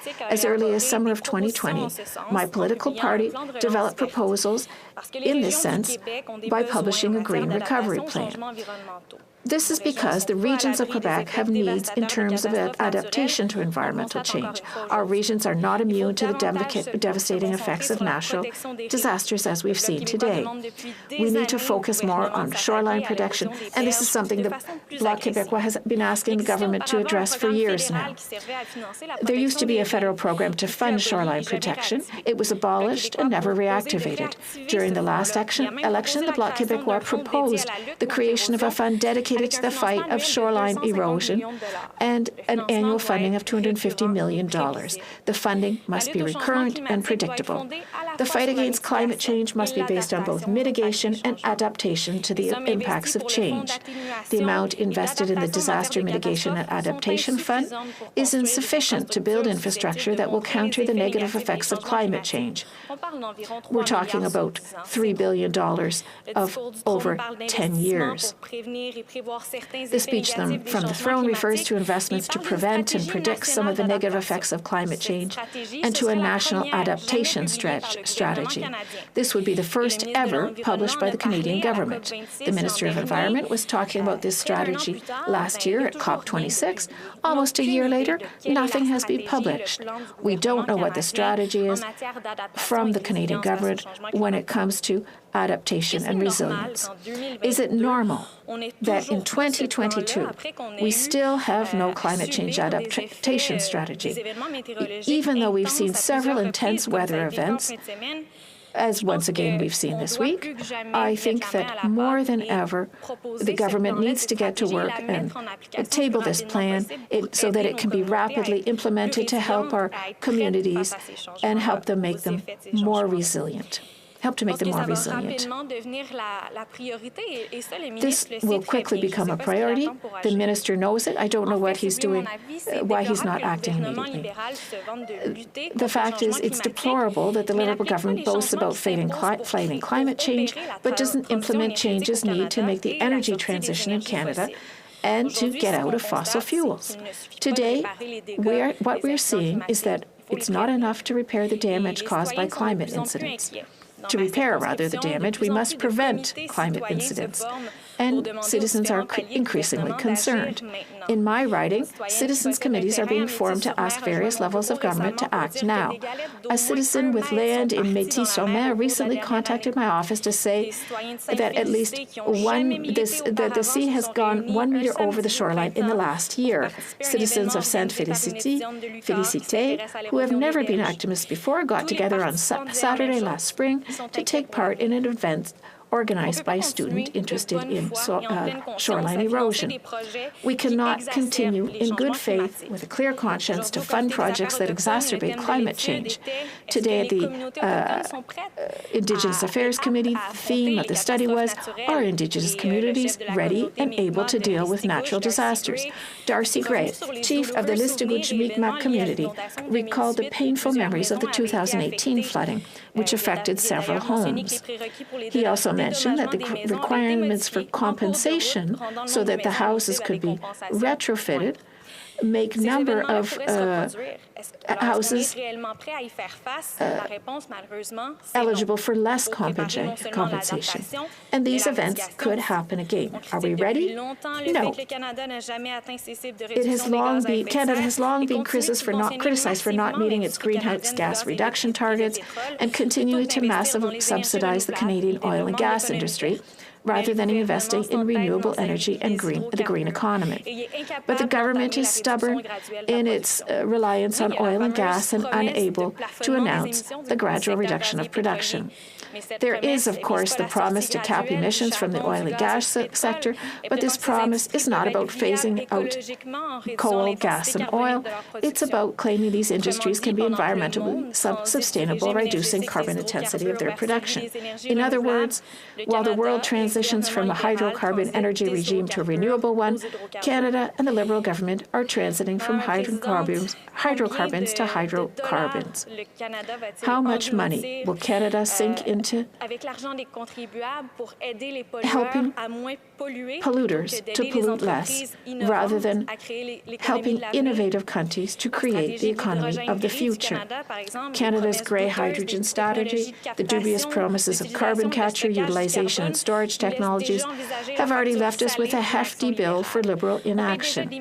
We're already paying millions of dollars to develop unproven technologies that are years away from being ready, too late to help us meet our 2030 reduction target.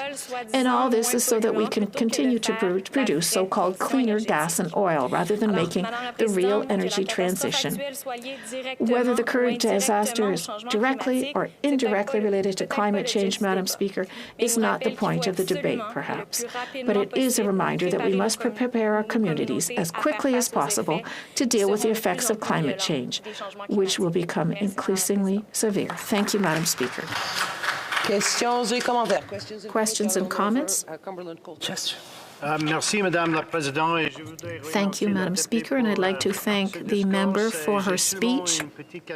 I have only one small question. If the member for Avignon Métis Matane Matapédia will help us hold the government accountable for delivering programs. Thank you. The Honourable Member for Avignon-Métis Matane Matapédia. Thank you, Madam Speaker, and thank you to my colleague for his question in French. It's always appreciated. Of course, we're going to fight alongside with you to ensure that the government helps citizens who are affected by the devastating effects of Hurricane Fiona. But what I would like to hear from, as a commitment from our Conservative Party colleagues, is to agree to make the government put actions in place to prevent climate change and prevent these devastating events from happening. After the winter we've seen in the Magdalen Islands, I can tell you that the citizens have really been hit hard. We need solid infrastructure in the islands, and I would like to be able to count on the Conservative member's support. Speaker, I'd like to thank my honourable colleague for her remarks here tonight. I just want to correct the record. She had really articulated that the Government of Canada had no strategy or no plan to deal with climate-resilient infrastructure. And respectfully, I just don't think that's indeed the case. The program would be the Disaster Mitigation and Adaptation Fund. And the way in which it works, it's a multi-billion-dollar fund that works directly with provinces or municipal governments to be able to deliver federal dollars to meet local concerns and needs. The member opposite, of course, sits in a sovereigntist party that often talks about jurisdiction and making sure that we devolve those decisions to local government. Here's one example where the Government of Canada is doing exactly that, and I didn't hear her recognize that in her remarks. I'm wondering if she could comment. The member for Avignon-Métis Matane Matapédia. Thank you, Madam Speaker. I'd be delighted to correct my colleague. I was talking about the National Adaptation Strategy, which the Ministry of Environment announced last year, re-announced at COP26, where I was present, and this strategy has not yet been published. We hope to see it before the end of the year. According to the Ministry of Environment's site, which I just consulted, this is when it will arrive. I agree that perhaps there were smaller investments made, but they were not large enough for us to be able to be resilient, confidently resilient for the future events. As I was saying earlier, in 2022, I think it's more than time that we receive this adaptation strategy was published, because cities and towns in Quebec are already facing the effects of climate change. Thank you, Madam Speaker, and I thank the member so much for their speech tonight. The member talked about vital telecommunication infrastructure and other infrastructure loss and the need for that proactive move into the energy transition. So my question is about the energy transition. What does the Bloc feel is the barrier for this government to start moving on energy transition and stop investing in fossil fuel expansion projects? The honourable member for Avignon, La Métis, Matapédia. Thank you, Madam Speaker. I'd like to thank my colleague for her question. There are no obstacles except a lack of political courage. The government has all the tools it needs, and it has a former environmental activist as the Minister of Environment. It knows exactly what it needs to do to reduce greenhouse gases. We can do our part on the international stage. If we look at Quebec, for example, which has been using renewable energies for a very, very long time, there's really no reason that we can't have renewable energies elsewhere. Thank you, Madam Speaker, and I'd like to particularly thank my colleague from Avignon, La Métis, Matin, Matapédia. I completely agree with her. It's not believable that we're speaking of this terrible hurricane without mentioning the cause of it. That is climate change and our dependence on fossil fuels. Waves tearing apart, pulling houses into the sea. It was like something out of a science fiction movie. It defied belief, and yet it was true. Currently, we have a level of climate change that is less than we'll see in the future, tomorrow even. And the ocean temperature to the south of Nova Scotia has increased because of the climate change. It's a warmer ocean that has increased the intensity of hurricanes and made them more destructive. I'd simply like to ask the member if she agrees that we must stop relying on fossil fuels as soon as possible and at the same time set up a system of adaptation. The government needs to have the courage to do so. The honourable member for Avignon, La Métis, Matin, Matapédia. I completely agree with everything my colleague said, Madam Speaker. Obviously, the Bloc Québécois is in agreement, and we've been proposing this for so long. It's time to get out of fossil fuels. There are other solutions. It's not as if nothing else is available, if there is no other option. And we can have a fair transition. This is what workers and communities are asking. They know there will be sacrifices, and they are ready to make them. If the government, however, does not want to act, and communities and provinces can't act either. So truly, the federal government has to make a commitment, and one of the commitments that could be made, as of now, would be to stop subsidizing fossil fuel.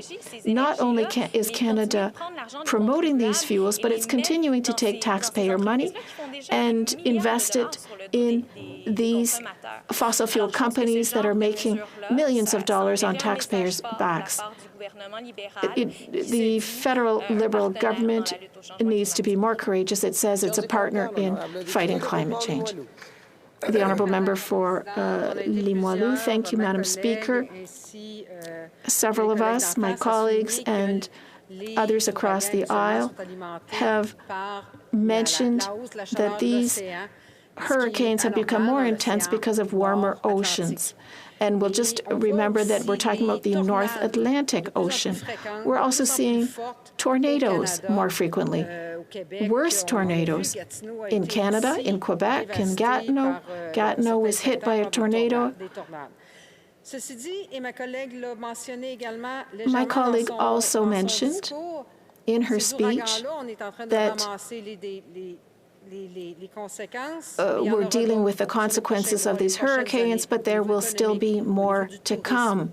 And we'll be dealing with the effects economically, and the tourism industry will also be hit hard by these hurricanes. Could she please talk about the impact of these climate change events on our economy and on tourism? The Honourable Member for Avignon-le-Métis. Thank you, Madam Speaker. My colleague is the tourism critic. She happened to visit my riding this summer. What people like to do, tourists like to do, is go around the Gaspé Peninsula. That's something that really makes our region attractive to tourists. There is only one highway to do this loop, however, the 132, and it was the waves washed over it. In the past, we've had to rebuild the 132, this very route that tourists use to go around the Gaspé Peninsula.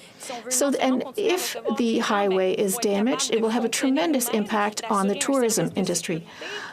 Of course, locals also need to be able to use this highway for security reasons, for supplies.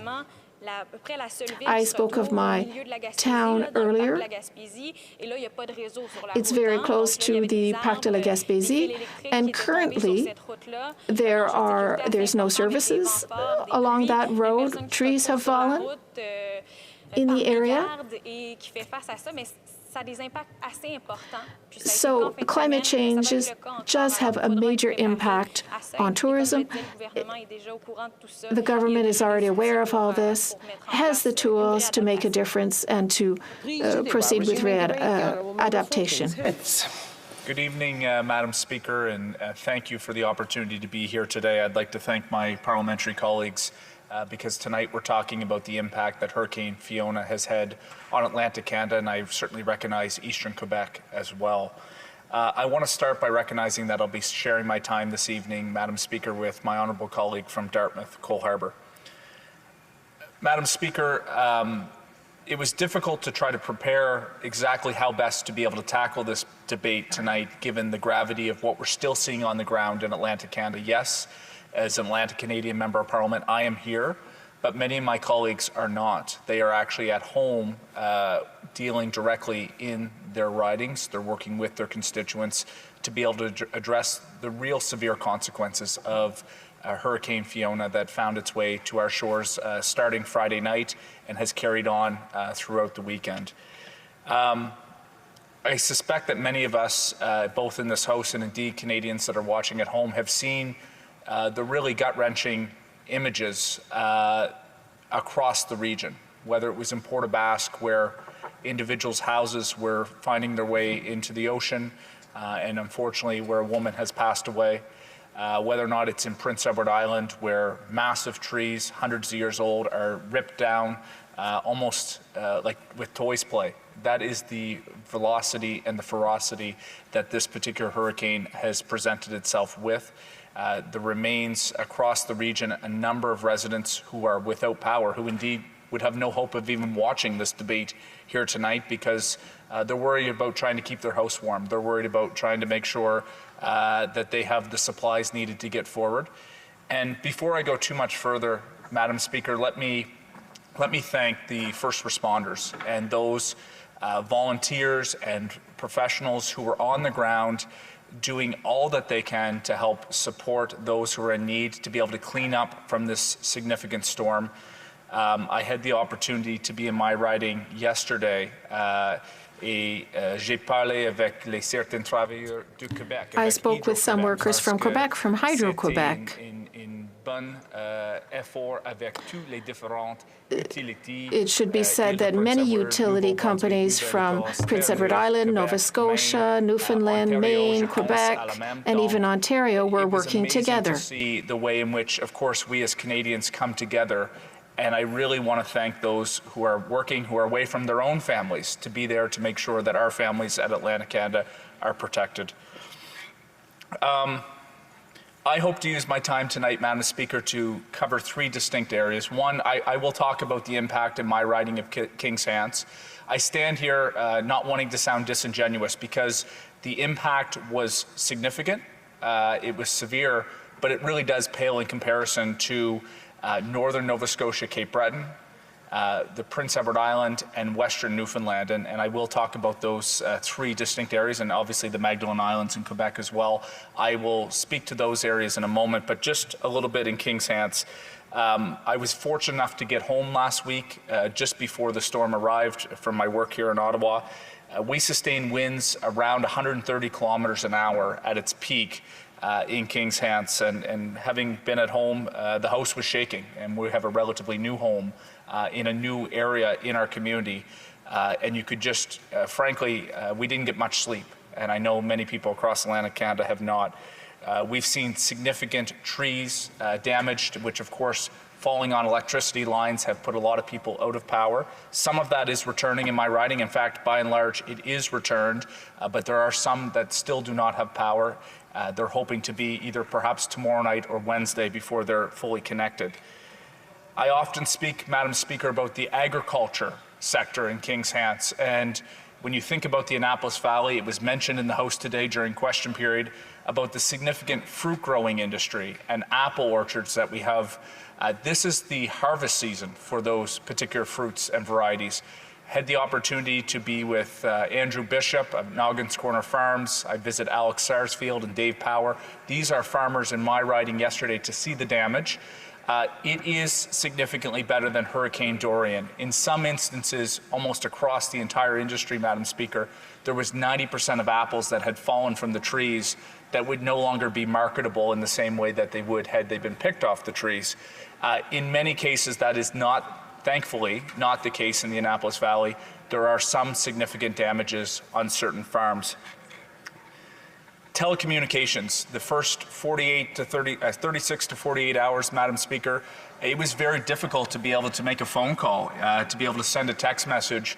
I remember waking up Saturday morning to be able to survey some of the damage and wanted to get around in my riding to engage with my community to see how best we could help at the Government of Canada level, of course with different local authorities, even the conference call that the Minister of Emergency and Prepared Services had arranged, I was unable to participate because of the fact that that cellular connection was not in place. And I understand that this is a nuanced subject, that this is challenging for telecommunications, but I do think it has to be one of the lessons learned from Hurricane Fiona about how best our telecoms can make sure in the event when power goes out and internet is not available, many people do not have a landline anymore. It is their cell phone that is their connection to their community, to emergency services. What can we do to make sure that those cell towers stay up as long as possible, notwithstanding we know that service will not be perfect because of the nature of these types of storms. Madam Speaker, Northern Nova Scotia, it's certainly my colleague, the Minister of Immigration and the MP for Central Nova. We've seen some of the pictures of the impacts on the farming and forestry agriculture, in forestry infrastructure, I should say, in that particular part of Nova Scotia. Sydney was hit particularly hard. And although I'm happy to report to the House that the member from Sydney, Victoria, has let us know in our Nova Scotia caucus that power has been returned in his community. I know that Prince Edward Island, for example, is still struggling to be able to get the lights on. I don't have a current update as of today, but I know that we're continuing to work in that domain. And of course, in Port aux Basques, I don't have words for it, Madam Speaker. I think the number is certainly over 25. I think about the Member of Parliament from Long Range Mountains and our Minister of Rural Economic Development who's on the ground. If she's watching today, I want to make sure that she knows that we're thinking of her. And because to lose 25 houses and to lose a member of your community in that fashion, words can't, I can't say anything today that is going to give justice to what that means. But I want to talk about what we're doing in terms of responding, and it's really under three major elements. The Canadian Armed Forces are already on the ground in Atlantic Canada. They have been supported as the provinces put forward requests. We were there to help support, and I give credit to the Minister of Defence for mobilizing those folks to be able to help with the cleanup. The member from Cumberland-Colchester talked about how important that is. I agree, and that's exactly why, and actually impressively, within 48 hours, we have Canadian Armed Forces on the ground helping to support. Tip of the cap to them tonight, Madam Speaker. Red Cross contribution. Certainly through the Canadian Red Cross, the Government of Canada for the next 30 days is going to match private contributions. That's an important program. I suspect the government may be open to extending that window depending on the circumstances and the extent of the damage once that is assessed in the days ahead. But really welcome that measure and the fact that it was rolled out very quickly. Finally is the Disaster Financial Arrangements Program. So, for example, Madam Speaker, there was a $5 billion package which the Government of Canada helped work and roll out with the Government of British Columbia when we saw those atmospheric rains and the major impact in the interior of British Columbia. That is a model that the Atlantic provinces and indeed the Government of Quebec, if they choose to do so, can enact where the Government of Canada will work to be there to help with the repairs and to help with the rebuilding of communities. And I just want people at home, if you do happen to be able to watch this debate tonight, know that the Government of Canada is going to be there to help support the rebuild of your community. We are going to roll out these programs as soon as possible. We know that there will be logistical challenges. We think about rural communities and capacity. Having the construction company and the labor to be able to make this happen, it will not happen overnight. But we will be there and we will be steadfast in working with members of Parliament in this House, provincial governments, local authorities to make that happen. Finally, I just want to talk about, was it 1 minute, Madam Speaker? Okay, 1 minute that I have left.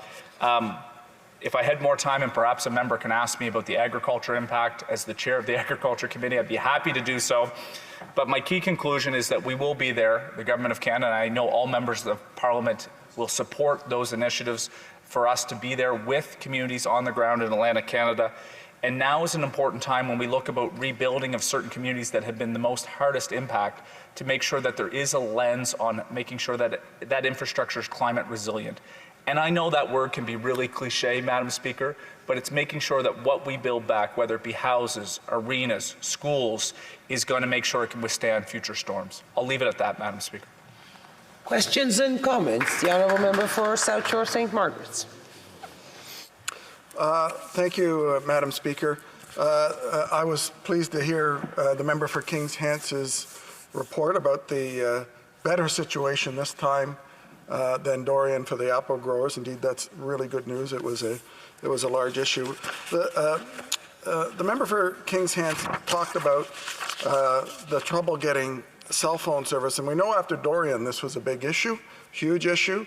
The cell phone tower batteries actually died, and we actually had no cell phone service.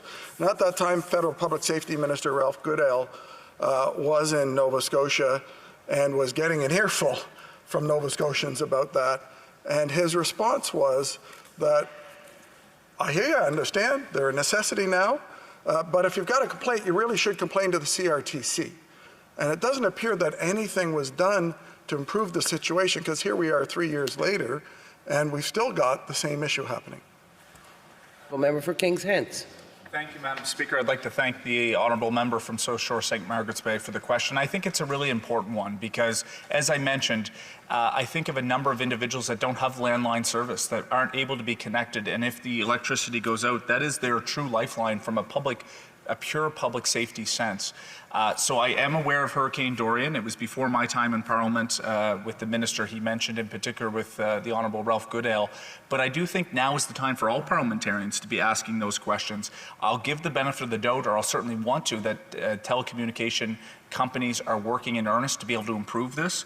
But if not, that's our job as parliamentarians, whether it's through the mechanisms of committee, whether or not it's engaging with the minister when he's back from Japan with the funeral of the Prime Minister there. Those are the questions we can ask, and I think they are important ones so that we can make sure we avoid this situation moving forward. Questions et commentaires? Questions and comments? Question. Honorable député de Berthier-Masquinongé. The Honourable Member for Berthier-Masquinongé. Thank you very much, Madam Chair, and I'd like to thank my colleague for his speech, and I can assure him that we will collaborate sincerely.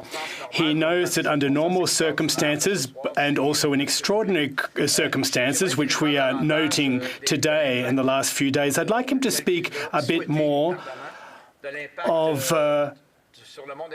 the impact on the agricultural world when this hurricane swept through his region. What steps can be taken to quickly support farmers? I'm interested in his response. The Honourable Member for Kings Heads. My honourable colleague knows that normally I would love to engage him in French, but this hour at night and this subject with a lot to handle, I'm going to just stay in English. Look, we are still assessing the damage in Atlantic Canada. I know Prince Edward Island in particular, its corn crop has been extremely impacted. A number of supply-managed barns, dairy and poultry have had major structural damage. So these are programs that we have to be able to put in place. I mentioned the disaster finance arrangements program. That is an extraordinary program that could be established for a whole host of industries, including agriculture. So my honourable colleague would know about agri-recovery, about different programs that are cost shared with the province and the Government of Canada as it relates to agriculture specifically. But we do have mechanisms on extraordinary costs above and beyond that. And I think this might be a time that we have to evaluate whether or not that's indeed the case, so we can get that support right away. But again, I want to manage expectations. When we talk about rebuilding of barns, we have a labor shortage right now in this country. We have to be mindful that it is not going to be easy, particularly in rural communities, to have the capacity to build this overnight, but we'll get to work right away. Honourable Member for South Okanagan, West Kootenay. Thank you, Madam Speaker, and I'd like to thank the member for his speech. And I just wanted to talk about the experience that I've had in my riding in Grand Forks, where we had flooding in 2018. The regional district there has done a study as to what could have and should have been done better to help the recovery process. And the two things they came up with was the things that hindered the recovery, the rebuilding process, were the inflexibility of the federal government in taking into account local solutions. The local governments were putting forward innovative solutions that would have helped people quicker at lower cost, but federal government programs just were totally inflexible. And 4 years later, the city of Grand Forks is still waiting for money, for the full amount of money that was guaranteed to them, and they are very frustrated.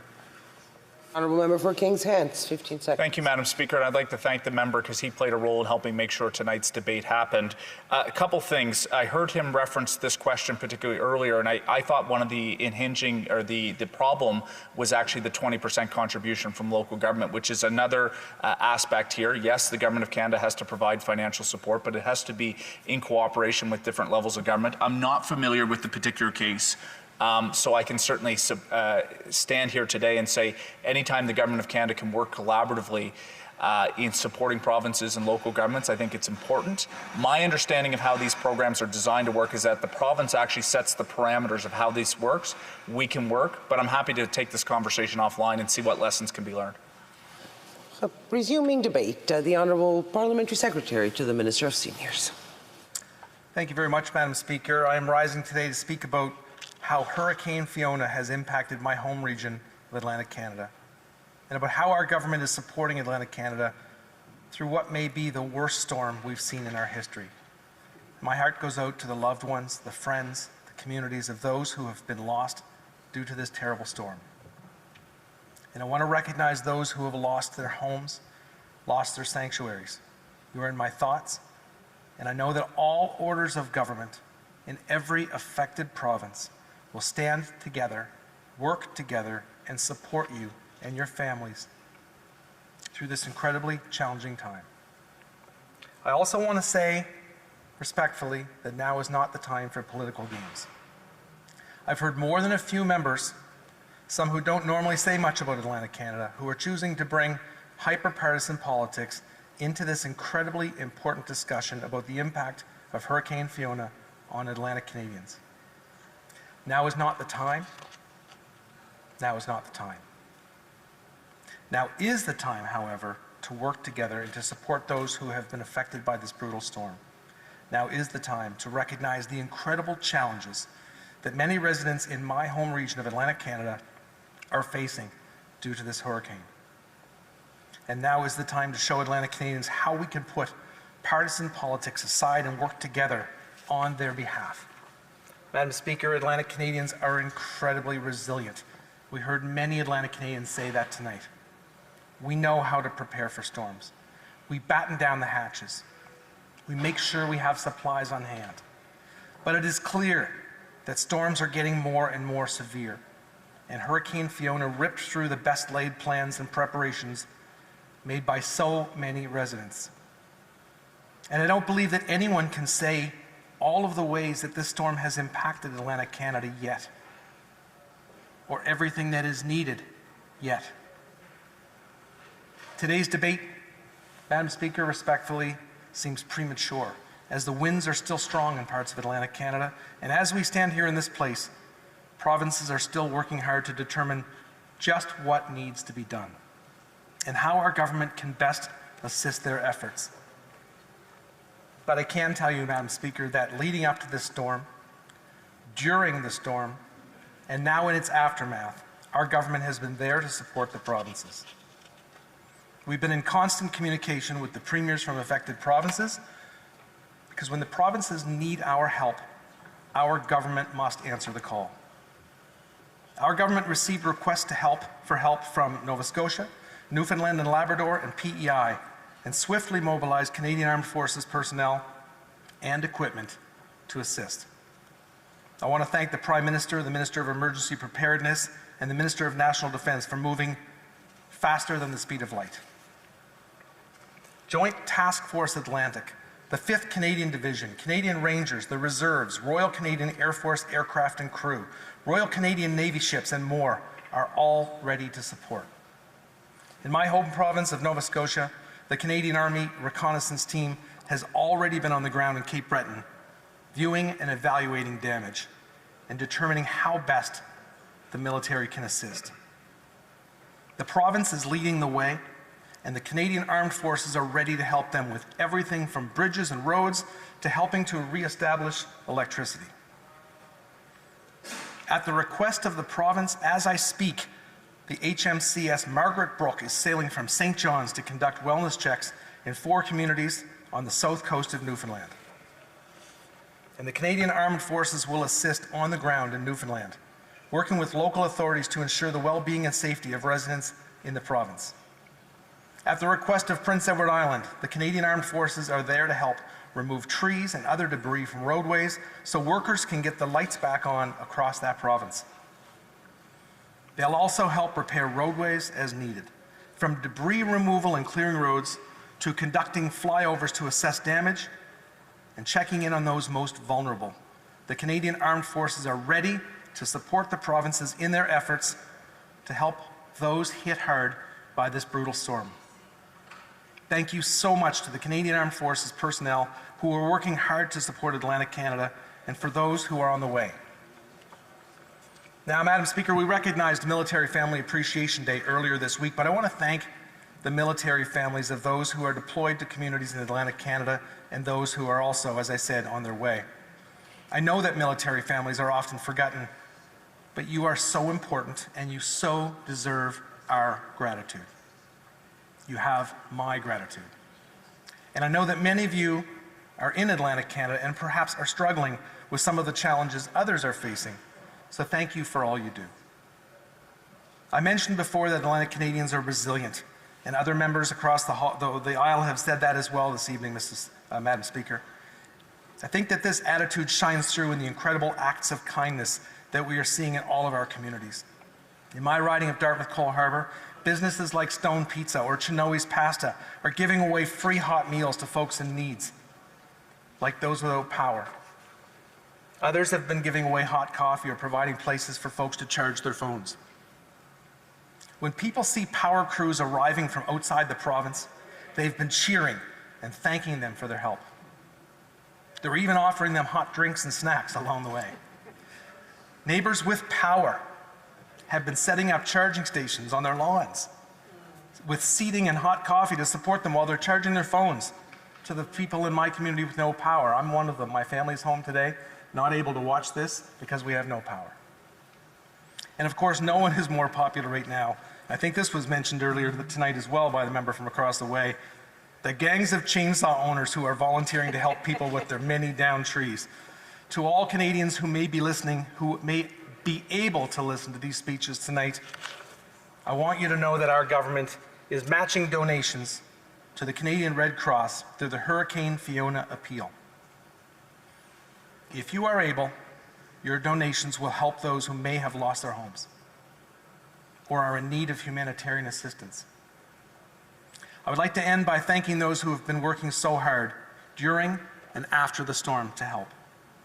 From the first responders and volunteers to the healthcare workers and to the power crews, and to the helpers who are seen throughout all of our communities. People who in times of crisis do everything they can to help each other out. Thank you for all that you're doing to make this terrible situation as bright as it can be. Thank you very much, Madam Speaker. Questions and comments. The Honourable Member for South Shore St. Margaret. Thank you, Madam Speaker. Thank you to the member for Dartmouth Cole Harbour and his excellent presentation. You know, he has, if I understand it, both an urban mixed riding as well as an important fishing community in his riding. After Dorian, within a week, the federal government had supplied in Nova Scotia 700 soldiers to help the clearing of the trees and the power lines, which is still the most important and major issue going on right now, at least in our province, so we can get power back. But the government's only provided 100 currently, and I'm wondering if the member would comment on why the differentiation when the devastation arguably is just as dramatic, if not more. The Honourable Member, the Honourable Parliamentary Secretary. Thank you, Madam Speaker, and through you to the member who has one of the most beautiful ridings in all of Canada. I spend an awful lot of time in the South Shore of Nova Scotia. I will tell you that the federal government responds to requests from provinces. The province makes the request to the federal government, and I will tell you that the ministers that I mentioned in my speech moved at the speed of light, Madam Speaker, to get those requests filled, and boots are on the ground. Numbers, I can't speak to fluctuation of numbers, but what I can say is that every request that has been made of the federal government has been listened to, heard, and provided. Thank you, Madam Speaker. Questions and comments? The Honourable Member. Thank you very much, Madam Chair, Madam Speaker, and I'd like to thank my colleague for his speech. I agree with him. As I mentioned earlier, the government was well prepared, at least in the short term, over this past weekend, collaborating with the various stakeholders on the ground. What I'm concerned about is the preparation for the medium and long haul. As I said earlier, everything is interrelated. Greenhouse gas emissions, fossil fuels, this is directly linked to a rise in global temperature, which is by extension linked to a rise in oceanic temperatures, which is leading to extreme weather events. So yes, we have to be ready in the short term, but also in the mid and long term. And I wonder if he agrees with me. In order to achieve this, in order to make a real difference on the world stage, his government, Canada, shouldn't it take steps to further combat climate change, to stop funding big oil and big gas and fossil fuels, to further cut our greenhouse gas emissions? Does he agree that we're not doing enough for the long term? Thank you so much, Madam Chair, and I want to thank the member for the question. In fact, she has a long title in her writing, and I wrote it down because I listened to her speech very closely. And when I spoke about using politics within speeches with crises like Hurricane Fiona, that member posed suggestions. That member came up with ideas. And I want to single out the member from Avignon, La Métis Matin, Matapedia, because her speech was the least partisan, least political speech that I've heard this evening, and I want to thank her for that. And as far as climate change action, you're speaking to the choir. Thank you. Questions and comments. The Honourable Member for West Kootenays. South Okanagan, West Kootenay. Thank you, Madam Speaker, and I'd like to thank the member opposite for his speech. And just to follow up on the theme of planning ahead, again, in my riding, we've had serious disasters around flooding, especially, also fires. And one of the issues that really constrains us in responding to those is the fact that there is no available housing in my riding before there's a fire or a flood. And suddenly we may have hundreds of people that have been evacuated from their homes with nowhere to go, and people who've lost homes who want to stay in the riding and there's nowhere to go. And I'm just wondering if he can comment on the need for some real serious planning ahead about getting affordable housing built in Canada so that we won't have these serious constraints when it comes to a disaster? The Honourable Parliamentary Secretary. Thank you very much, Madam Speaker, and I want to thank the member for the question. It's no secret in this House. You ask every member in this House if housing is one of the #1 issues in the country, and it absolutely is. We need to come forward with large numbers of affordable housing. We need all types of housing stock. That's not necessarily related to the conversation we're having tonight about the crises in Atlantic Canada. So I want to take just a quick moment, if I could, to single out a few people back home who are probably working in this very moment. The Mayor of Halifax, Mike Savage, has been day and night at the EOC looking after the folks in HRM. The Mayor of CBRM has been astonishing through this crisis. And I will say that the local MLAs of all parties, the local councillors, the local, all of the folks from all orders of government have been wonderful to deal with, where their first concern is taking care of those displaced and taking care of those who have lost their homes. Thank you. Resuming debate, the Honourable Member for South Shore St. Margaret. Thank you, Madam Speaker. Thank you to my fan. Two of them. Rise tonight to speak in the emergency debate of our situation in Atlantic Canada as a result of Hurricane Dorian. For those in the House and Fiona, sorry, Dorian, I'm fixated on the last one in the last question. So those who have not been through this situation, in the last 20 years of my current residence in the South Shore of Nova Scotia, I've had 4 hurricanes and a number of tropical storms hit. So besides the storm chips that everybody buys, there's a number of routines, unfortunately, that we get into and to prepare for it. And then once it happens. So when you're in the country and on a well and on a septic system, there are a few things you have to do. You have to fill the bathtub with water so that you can use the water to flush the toilet. You have a generator. If you have one of the big fancy ones, maybe it covers your whole house. If you're like me, we've got a generator that'll help power and keep the refrigerator going and maybe our microwave. And you know, you have to fill it every once in a while. And one of the hazards of this job I'm finding, since this is my first term, is my wife's at home in this situation now, having to fill the generator with gas and keep it going and do all of those things you have. Nova Scotia Power came down our street. I live on St. Margaret's Bay, the bay, you know, that some of you may not know. It's where Peggy's Cove is. Nova Scotia Power came down the street today because we don't have power. We lost it at midnight on Friday night. And looked at the devastation of the trees on our street, on all the power lines, including my property. They had said 11 o'clock tonight was when the power was coming back. They said, well, we're not going to fix this street today. There's too much work. This is the worst street in St. Margaret's Bay. We'll be back in the next day or two. We've got to replace lines, all kinds of things. So it's a very difficult time. And the power that is limited affects everything and things you don't think of. And the calls I was making in my riding on the weekend, I talked to a family whose the mother had a stroke and they had to rush her into the hospital. And the hospital didn't have enough power to run the MRI machine.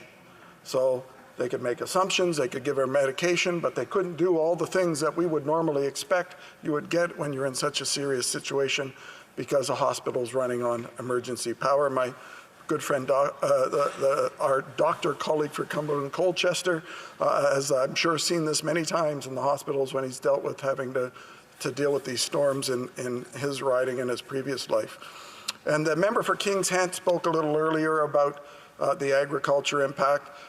In his riding and in Cumberland Colchester, we have a thriving grape growing industry. We make some of the best wines in Canada, and we were just getting a report from one of the largest of the wineries that 20% of the grapes are on the ground, that because of the limited power, once again, he only has 25% power, so they can't do the harvest of the remaining grapes, which is a problem for the business at this time of year, given the damage that some of the vines sustained with the wind and the trees, and the processing facilities having challenges with the the roof. But so those are some of the flavors of sort of what the local thing is like. Everyone in the streets getting together on my street.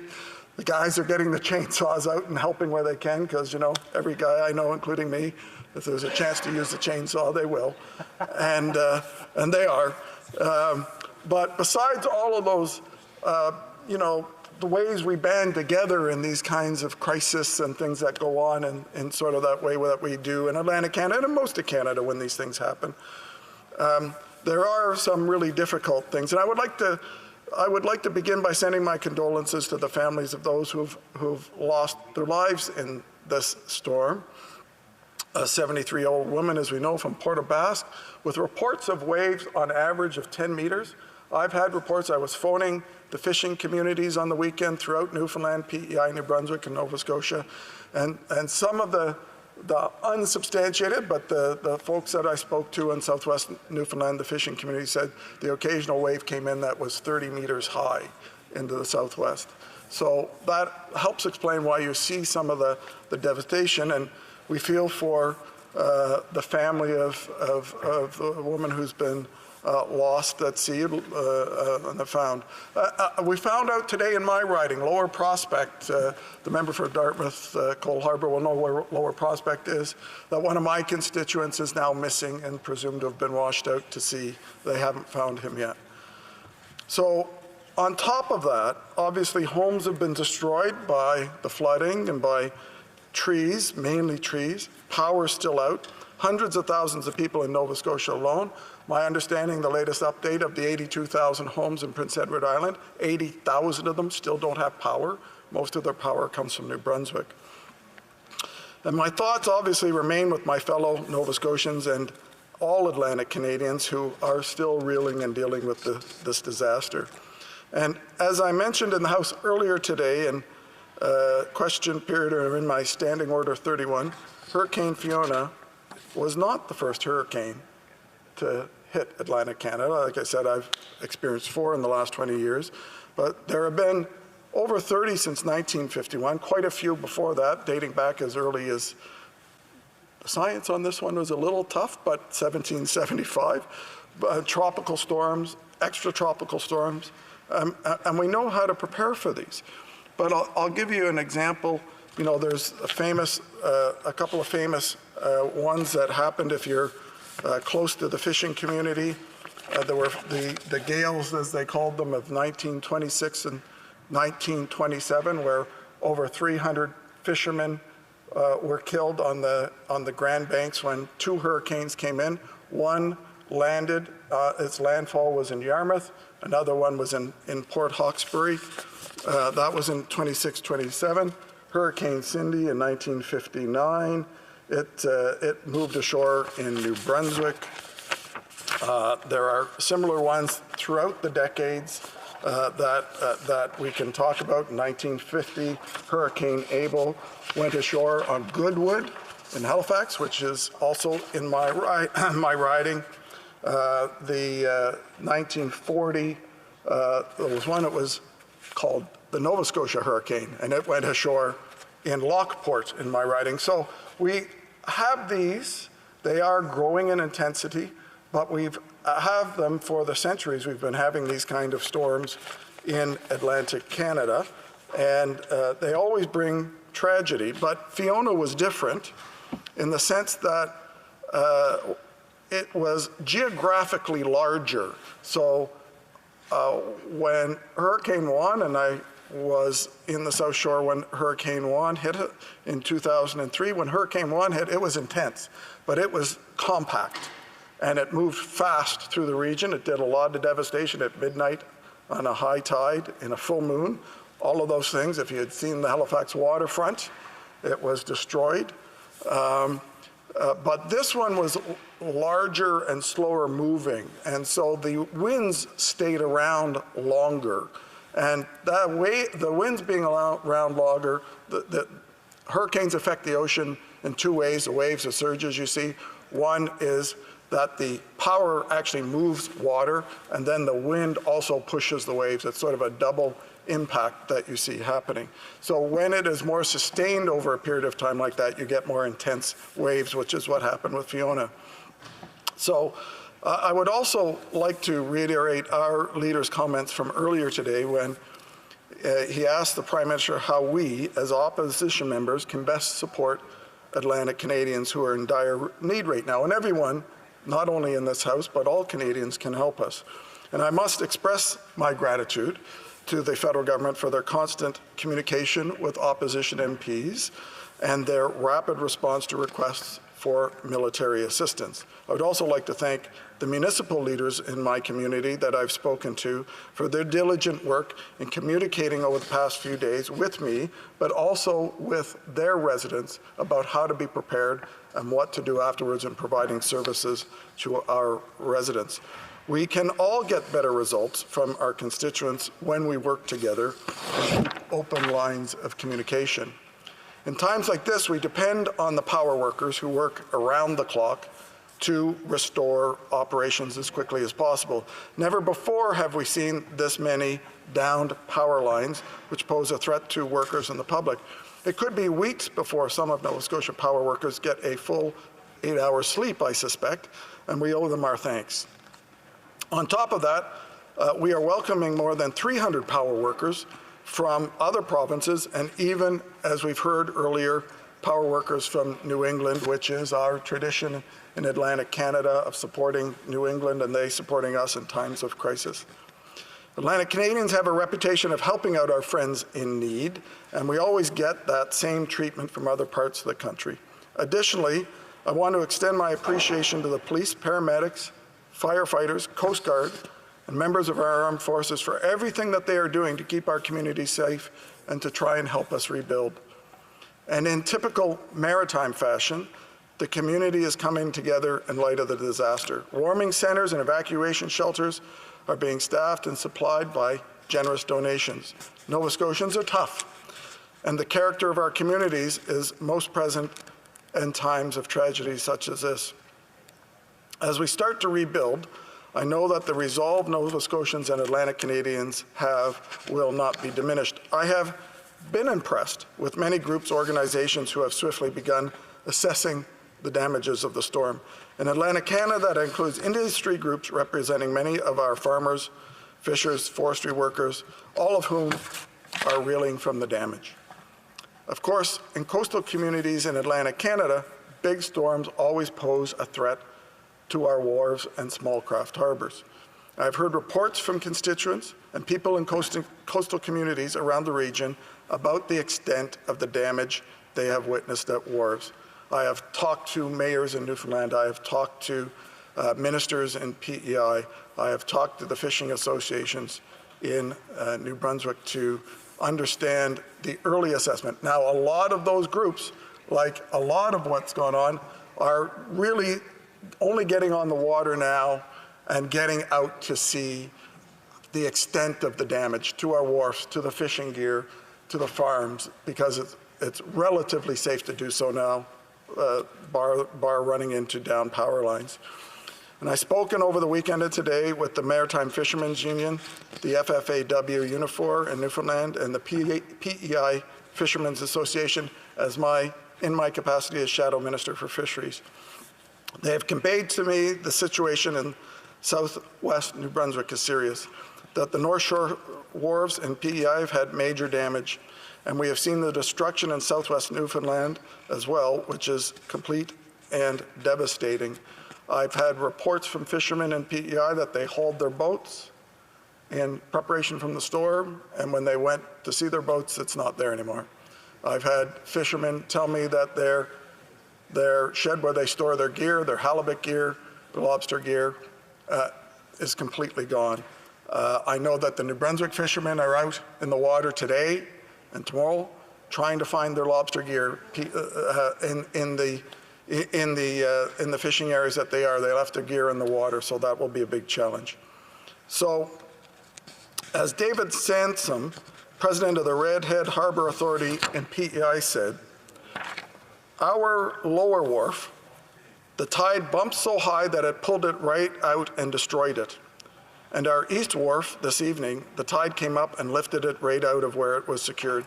Just everything is loose and everything is unusable at this point.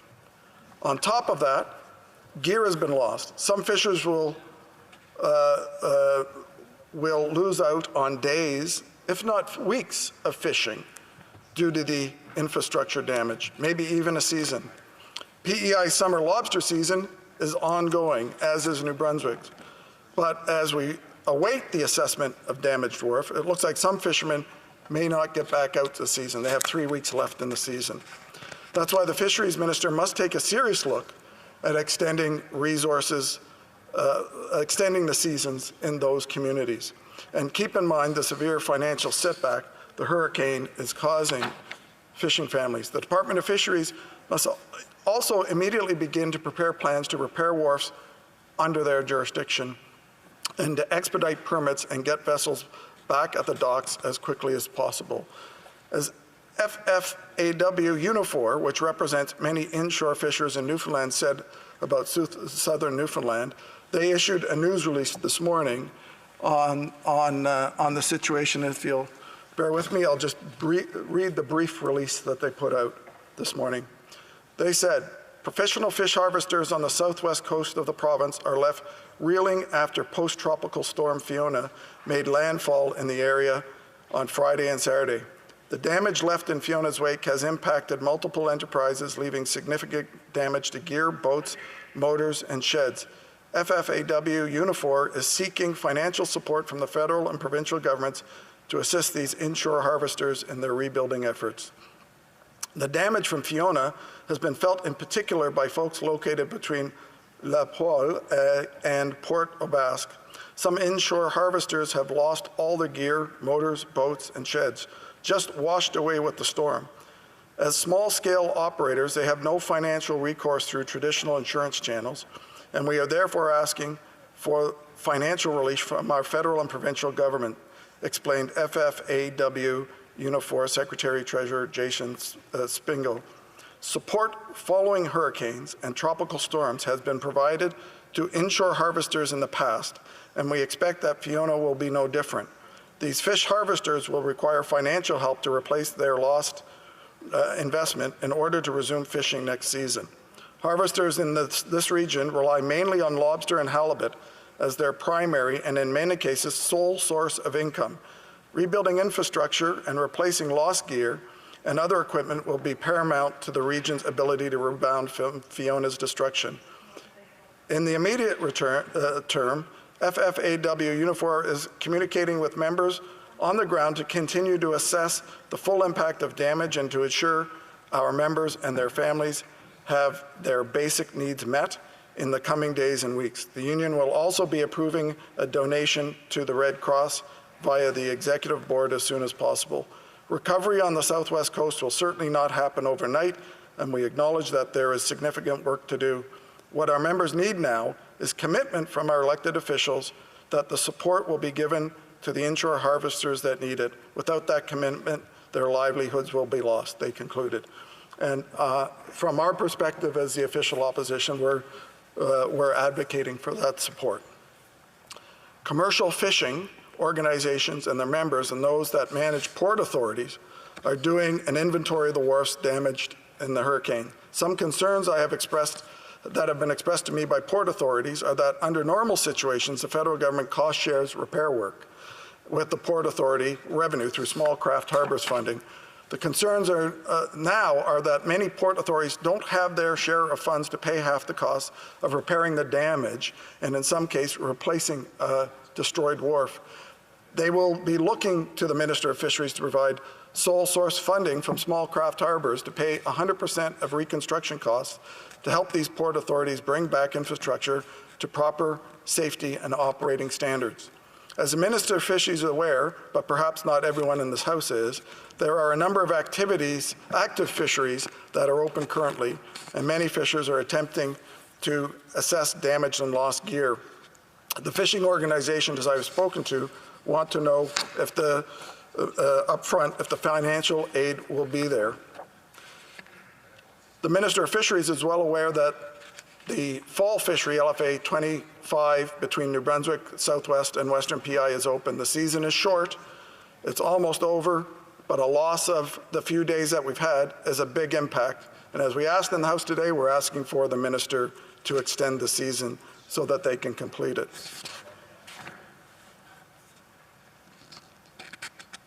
So I will ask the government again tonight if they will consider extending that season. As I said in the House earlier today, our small craft harbors are the Trans-Canada highway of our oceans, and without them, boats cannot get on the water, which means seafood cannot be caught, which means there is less Canadian product on supermarket shelves and less income for our coastal communities. The men and women on the sea that feed us deserve a government that will remove the bureaucracy, cut up the red tape, and get our wharves functioning again. These commitments from the government are serious and must be upheld.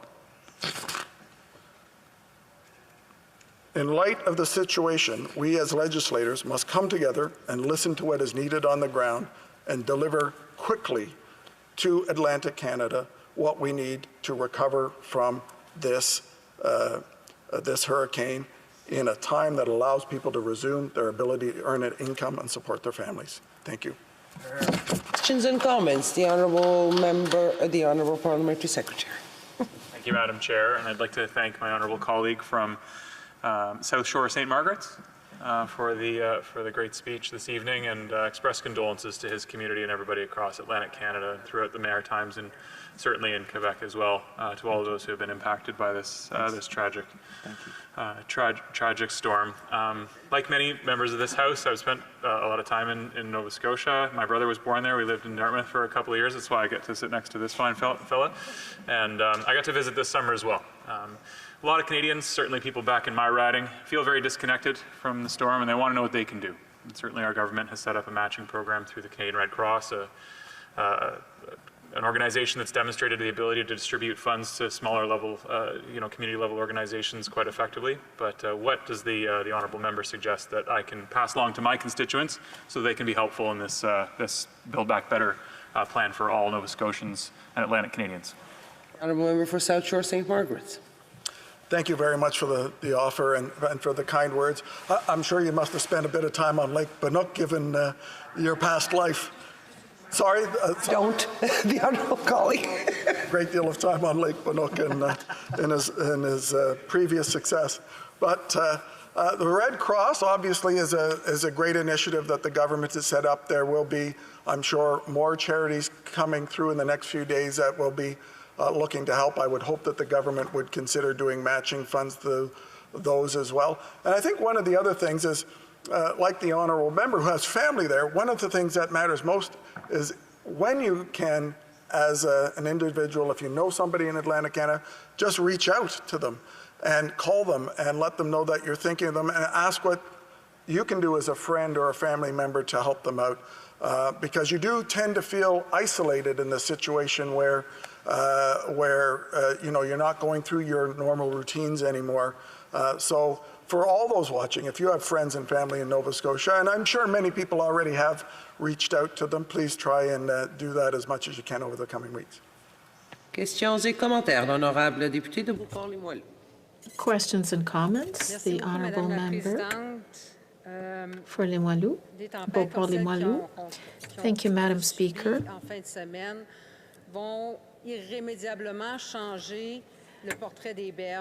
This event over the weekend will forever change the appearance of the shorelines, the fishing wharves. For years now, the Bloc Québécois has been asking for better investments in research to fight the effect of waves on the shorelines, but also to rehabilitate shorelines. Does my colleague believe the same? That is, that there should be better investments to protect shorelines so that our wharves and our fisher are also protected. Thank you, Madam Chair. And I thank the honourable member for the question. I think there are some strong methods for already. I know in the point I live on in the ocean, part of the point, the homeowners have this technology that's been used that has worked. The other half of the homeowners, the other side, haven't used it, and the shoreline's eroding. I think in terms of the harbors themselves, where the commercial operations take place, we need to have much more investment in those harbors. We have probably in the neighborhood already of $3 to $4 billion required to bring the wharfs up to standard across Canada. That's not including making the breakwalls and everything else that needs to be done in order to make them a little higher, because the seas are a little higher and the storms are a little stronger and the boats are a little bigger. All of those things are contributing to the exposure of those fishing communities to the storms that we're receiving. So I would agree that anything we can do to figure out erosion, but Mother Nature is Mother Nature, and it's pretty hard to win a battle against the ocean with artificial means. That the ocean will take things away, unfortunately, the way you do. So planning where you put your housing, how you build those breakwalls is very important. Exactly. Questions et commentaires. Questions and comments. The honourable member for Courtney Alberni. Thank you, Madam Speaker. It's all good. Madam Speaker, first I also want to send my condolences to the people in Atlantic Canada, and I want to thank my colleague. I know he's very passionate about his home community, where I've got family as well, and we talk quite often about fisheries and the importance of fisheries. I really wanted to focus my question around first responders and the Canadian military. I mean, we've got members of CAF that are there, that are on the ground. They're constantly being deployed, whether it be flooding in British Columbia, forest fires. You know, Madam Speaker, there's a story actually today that states that they're short 1 in 10 positions in CAF right now out of the 100,000 employees that they have. And you know, I ran into a man the other day, and he was so proud of his son, who's a paramedic in the military. And he says he's going to leave the military because of the wages. And it's not like the old days where you could, you know, save enough money, buy a house, and put some money aside. Housing's out of touch. You know, the state of inflation. He wants to stay in the military, but he's thinking about leaving. And maybe my question through you, Madam Speaker, is maybe my colleague can talk about the need to redesign the military to tackle climate crisis, to ensure that we look after the people that are serving our country, and their roles are changing. Maybe you could speak about the importance of ensuring that we not just have military personnel, but equipment that can respond to climate emergencies. Honourable member for South Shore, St. Margaret. I thank the member from Courtney Alberni for his question. I know he's passionate about the fishery as well, having served for many years very effectively on the Fisheries Committee, and that he has relatives in Atlantic Canada. So that's a great thing about Atlantic Canadians. We're everywhere. We're in Alberta. We're everywhere. We have connections across the country. We've gone to find work. In terms of the role of the military, and we're lucky that we have the military we have to respond to these kinds of crises and to help out. But I think the primary reason, and my nephew's in the Navy, the primary reason people join the military is to go on deployments, not to just be here in terms of supporting in disaster relief. They primarily want to go out and defend democracy and freedom around the world, where dictatorships and other people are trampling on human rights, as we're seeing now with Russia and Ukraine. And I think they're proud of that. And what frustrates them is when we don't make the investments in the military to provide them the equipment they do. It's a bit of the chicken and the egg. Why would you join the Air Force in Canada to try and fly fighter jets when we can't seem to make decisions to actually buy any? And the ones we're flying now were purchased by Pierre Trudeau when some members of this House weren't even alive. So I think the focus on investment in the operational needs internationally is the primary role of why somebody joins the military. If they can help out with our if we are operational ready and we have the resources here to help out in these disasters, then that is an added bonus. But I think right now, I think most people will be attracted to go into the military if we were properly equipping it. Questions and comments. The honourable member for Sandwich Gulf Islands. Thank you, Madam Speaker, and I really am grateful to the Conservative Party that the honourable member for South Shore St. Margaret's got a whole 20 minutes, because that means questions and answers last for 10 minutes. And the honourable member is a friend, and we've been, I will say, I don't think it's telling tales out of school, we've been texting each other all day, because I am both a British Columbia MP and a Cape Bretoner. And I remember hurricanes that we used to have in Atlantic Canada. And the honourable member and I have been back and forth on the question of this storm was supercharged by climate change. And I remember, I'll never forget Hurricane Juan in 2003, because it was my mom had died in late August of that year. The hurricane was so soon thereafter. I always relate them in my head. I was in Cape Breton. The storm was off the charts. Well, I don't need to tell him or anyone in this place. And one of the things, because I'm a climate activist and I went digging in to say, well, what happened with Juan? It was the first time that we'd had a full-fledged tropical hurricane force, full force Category 2 hit our shores, because usually, and we have had hurricanes, just as the honourable member has said, but they tend to have weakened. And with Hurricane Juan, the forecasters, as I recall it, thought the hurricane would lose force because it would come over the cold water south of Nova Scotia and slow down. We'd have a bad storm for sure, high winds, lots of rain. But Hurricane Juan was different, as was Dorian, and now, boy, was Fiona.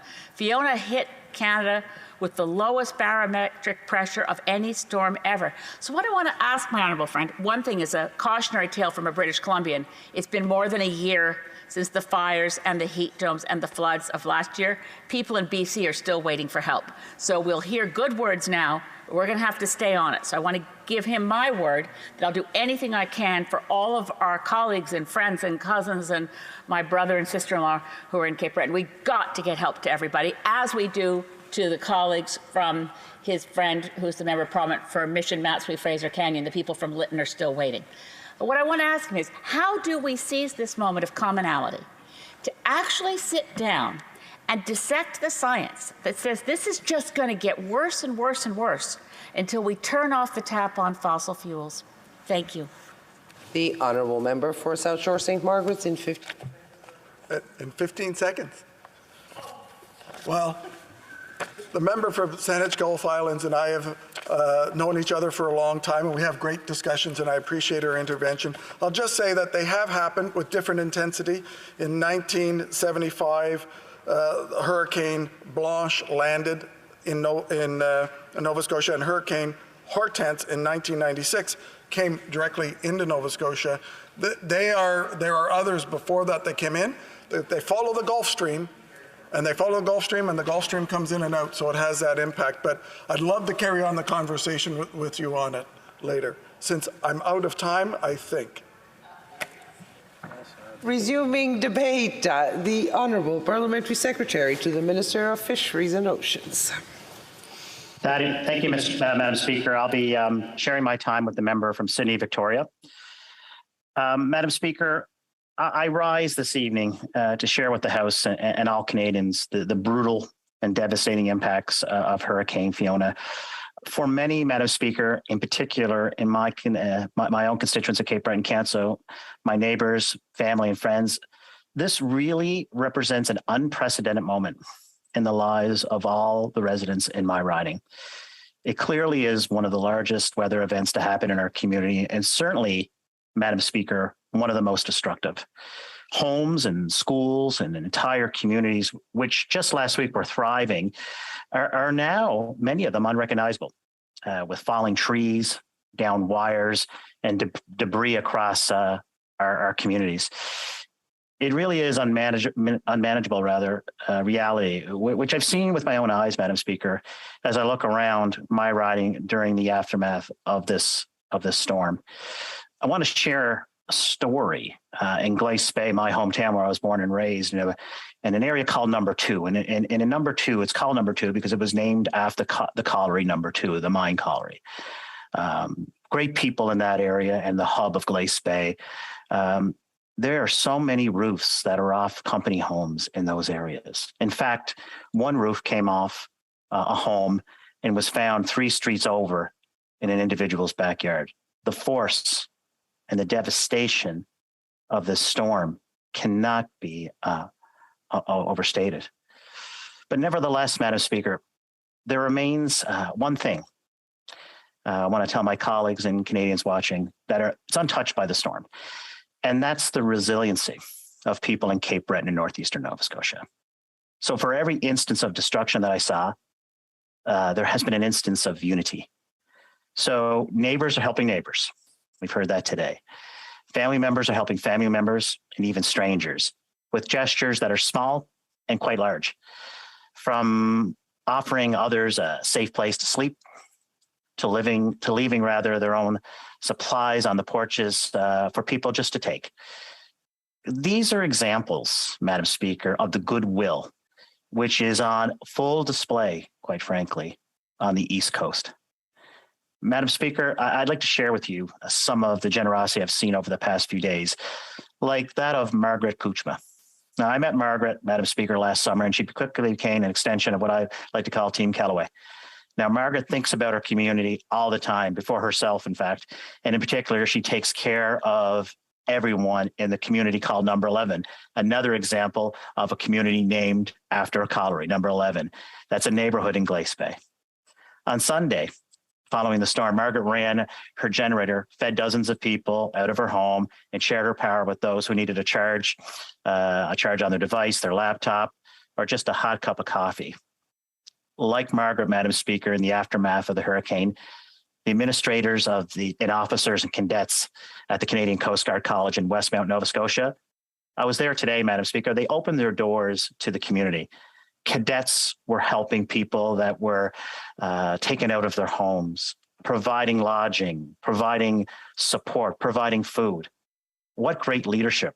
What great servant leadership. They are an example. Now, the staff and the officer cadets were there for the community. And I want to highlight, they were there for 40 families who were displaced and are now staying at the campus until they return home. And they're, like, again, providing folks a hot cup of coffee, a shower, the ability just to collect their thoughts and to think about the devastation, but more or less be with people, even strangers, just to commiserate on how lucky they've been during this storm, even with the challenges before them. Madam Speaker, I know most people know this, but I'm proud to be a resident of Cape Breton, northeastern Nova Scotia.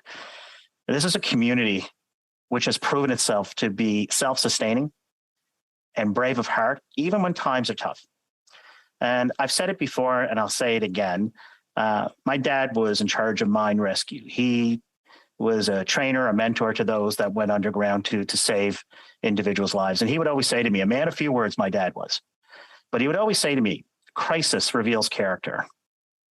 And in my travels in the past 2 days through the riding, my heart really has been filled by the kindness and generosity of folks in the communities that I serve. Despite our resiliency, Madam Speaker, we can only do so much to get ourselves through the last 48 hours. But lucky for us, we've had to not really go that far to see leadership. So allow me to take a moment, Madam Speaker, to thank the countless first responders who came to the aid of my constituents. It's been said here tonight, but it bears repeating. Our local police, fire departments, emergency medical services, and their dispatchers have worked tremendously hard to answer all the calls for those that are in need. And there is no doubt in my mind that many are who are safe today. And bear in mind, in Cape Breton Canso, there hasn't been, up until I speak to you tonight, no major injuries, and no loss of life. It's because of these people. It's because of the work of the provincial government and the federal government working together with municipalities and First Nations communities and towns to prepare us for the devastation that came towards us. I want to go back to the Coast Guard for a moment. And our Coast Guard has responded to reports of sunken and grounded vessels. And it remains ready, Madam Speaker, to confront any pollutant or other hazard to marine life. Now, Mr. Speaker, I want to also highlight our Canadian Armed Forces, and they've been on the ground here in Cape Breton. They were in the air and at sea in order to provide everything in terms of human resources, equipment, and military assets. I'd like to thank the CAF members of the 5th Canadian Division, specifically, who've been quite literally at our side as we cope with the damage to our communities. Again, our municipal and provincial officials and authorities have also displayed an integral role in the response, which has thus proved to be successful. And there's a long way to go, and I know that. But slowly and steadily, we are seeing services being restored to communities who have gone without power since the storm hit. I'd also like to take this opportunity to thank my federal colleagues for their outstanding leadership during this time of need, in particular, the Minister of Emergency Preparedness and the Minister for Defense for their time and effort, which I know has benefited our communities to great extents. And I'd also like to thank members of the opposition who've reached out to me particularly to just check in to see how my citizens were going. I want to thank you for that. That says a lot. It says a lot about your character and who you are as a person. Before I conclude, Mr. Speaker, I'd like to remind Canadians, and in fact remind colleagues in this House, that climate change exists. And there was a gentleman in one of the warming stations today to say, Mike, I believed in climate change before, but it's pretty much cemented now that I believe it even more. So finally, Mr. Speaker, I would like to thank my constituents for their bravery and their endurance. The people of Cape Breton Canso have once again risen to the occasion in the face of yet another challenge. Whether it be in the capacity of a community leader, a healthcare professional, a technician, a store clerk, you've all played a pivotal role in helping one another, and that's going to continue. The success of this incident, this storm, this really catastrophic event, well, the responses at all levels of government would not be what it is today without the kindness, compassion, and the hard work coming from within the areas that are hardest hit. To the credible people at home that I'm privileged to serve in this chamber, and I am privileged to serve you, I express my profound gratitude. Mr. Speaker, I think you will know this. Back home, there's a tune. It's a familiar tune, and the lyrics of which contain the words, "We rise again." And in this moment, those words represent the ethos of my constituency and all Atlantic Canadians. And it's the people who weathered the storm. In light of all that has taken place, I say this with gratitude and absolute confidence to the people of Cape Breton and northeastern Nova Scotia. As the song goes, we will rise again. Thank you. Now, I thank the member. Good to see my friend from Cape Breton Canso. I'm thanking him for not singing the song, even though the song is a wonderful song and the sentiment of it is wonderful as well. So, questions and comments. The honourable member for South Shore, St. Margaret's. Thank you, Mr. Speaker, and I thank the Parliamentary Secretary of the Minister of Fisheries and my fellow Nova Scotian, who is in a riding that is one of the hardest hit places of our province and is devastating, and he represents some very important fishing communities around Cape Breton. So obviously all Nova Scotians are concerned with what's going on in the northern part of our province and Cape Breton in particular. But I want to take this opportunity, because he is the Parliamentary Secretary of the Minister of Fisheries, if he would speak to, on behalf of the government, and make the commitment here that they will absolutely quickly speed the repairs up of wharf infrastructure without bureaucracy, without the application processes that we normally have, and get the work done quickly so that our fishermen and our people who depend on the fishery can get to work when the seasons open or close that are going on now. Thank you. The honourable member for Cape Breton Canso. Thank you, Mr. Speaker, and it's a pleasure to serve on the Fisheries Committee with the member opposite. And I'll say this, we've made some substantial investments in small craft harbors. Why? Because they're the economic hubs of Atlantic Canada.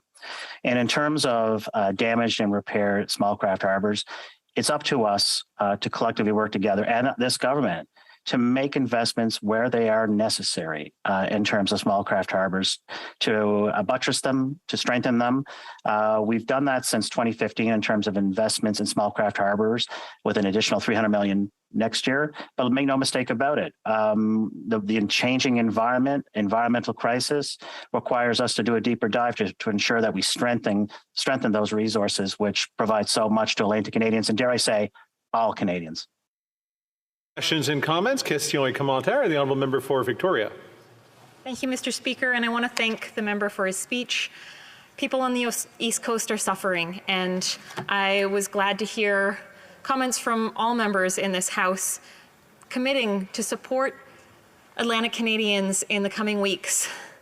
And I also want us to start thinking about the future. You know, these extreme weather events are happening more frequently with more severity. And I'm concerned that the Disaster Mitigation and Adaptation Fund right now is completely inadequate, that it does not come close to meeting the needs of communities, of municipalities who need to fix critical infrastructure and build resilience in the face of climate disaster. So will the member commit to pushing his government to ensure that this fund is adequate to meet the needs of this changing climate? The Honourable Parliamentary Secretary to the Minister of Fisheries. Thanks, Mr. Speaker, and I want to thank the member for her question. Listen, the fund that she speaks of helps a tremendous amount of groups and communities and municipalities. But what we need to do collectively, and I think this is an important moment in time, another moment in time, where we look at the fact that this is not, just a once in a blue storm. These are storms that are happening on the East Coast on a regular basis. Maybe not as strong as Fiona, but 5 years ago we had a very catastrophic flooding event in Cape Breton that was supposed to be once in a century. They're repeating more and more. This government is committed to ensure that we react and, more importantly, respond in the right way. That fund and other funds, such as the Ocean Protections Plan, that has about $9 billion invested in it. There are opportunities to work within departments and work with levels of government to ensure we put the right investments in place, but I couldn't agree more. We need to continuously up our game when it comes to protecting communities, economic development, social development, and quite frankly, the environment. In comments, question commentaire, the Honourable Member for Longueuil, Charlemagne. Thank you very much, Mr. Speaker. And first, as this is the first time on my feet since the Hurricane Fiona made landfall 72 hours ago, I want to make sure that all members in this House and the communities that were affected know that our hearts are with you. For my fellow Quebecers who have been affected by the hurricane, we're here standing with you. I have a son in Gagetown, posted in Gagetown, and my older son actually deployed as part of Operation Lentis back in 2019 as part of the flooding. And I know our colleague from Cape Breton Council talked about Canadian Armed Forces members who are on the ground immediately to help with removing debris and assisting with connectivity issues for electricity and so on. But can the member elaborate a little bit on what he's forecasting in terms of medium-term needs, in terms of what he anticipates we might need on the ground to assist in supporting with the Canadian Armed Forces? Thank you. The Honourable Member for Cape Breton Canso, the short answer. We're almost out of time. Absolutely. Okay. Thank you, Mr. Speaker, and thank you to my colleague for the question. Quite frankly, it is around restoring power and helping with respect to that, clearing trees, lights, and other debris from homes and businesses that are taking up far too much space. And we're looking forward to their presence here. And as the Prime Minister and the Minister of Defence has said, they'll be here till the job gets done. Before proceeding to the next speaker, I would just take a quick moment as there's a headset change and maybe a name changed on the screen so that the Honourable Member for Sydney Victoria has the opportunity to speak, and the Parliamentary Secretary to the Minister of Crown Indigenous Relations. And I'm looking down and I'm going to get a thumbs up as soon as he's comfortable in the chair. Got a thumbs up. There you go. Continuing debate, the Honourable Member, the Honourable Parliamentary Secretary to the Minister of Crown Indigenous Relations. Thank you, Mr. Speaker. In times of crisis, Cape Bretoners come together. They unite for a common purpose, healing their neighbours, helping their neighbours. And with that in mind, I have to start off by thanking the member from Cape Breton Canso for sharing his technology and his screen name with me tonight so that I might give this speech, and my sincere gratitude for him in accommodating. As of the beginning of this debate, there was no power in Eskasoni, and so I've come to Sydney River in the hospital territory of Cape Breton Canso to deliver my speech. Mr. Speaker, Cape Breton was hit hard by Hurricane Fiona. We experienced a night of howling winds, the crackling sounds of trees breaking, torrential rain, and unprecedented devastation. Most of our communities remain without power, running water, many without heat. Roofs have been swept off buildings and down trees and power poles crisscross streets. In the Cape Breton Regional Municipality, giant trees were uprooted, toppling fences and homes and crushing cars. In coastal communities like Neil Harbor, the sea swept straight into some homes, leaving a foot or more of sea foam coating every surface. Internet service remains spotty, if available at all, and there are long lines at every gas station for those hoping to keep generators running to keep their homes warm and their food from spoiling. Truly, this is the most devastating storm to hit our island. Yet in the aftermath, Mr. Speaker, I've seen some of the best of our communities as people have come together to support one another and rebuild. I've spoken to people across the island who, despite long days, are doing everything they can to help their fellow Cape Bretoners, like Lieutenant Janelle Dirtle at the Salvation Army, who's providing hot meals and warm clothes to those now in need.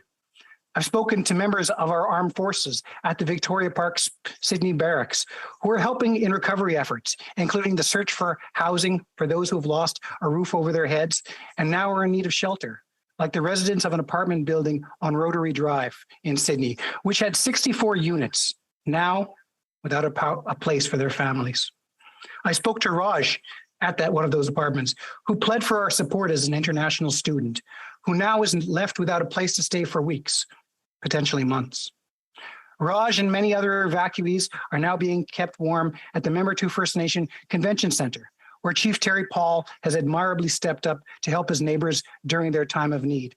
And I've been honoured to see not only the Mi'kmaq communities of Cape Breton help each other, but now reach out to helping all those who they are privileged enough to help.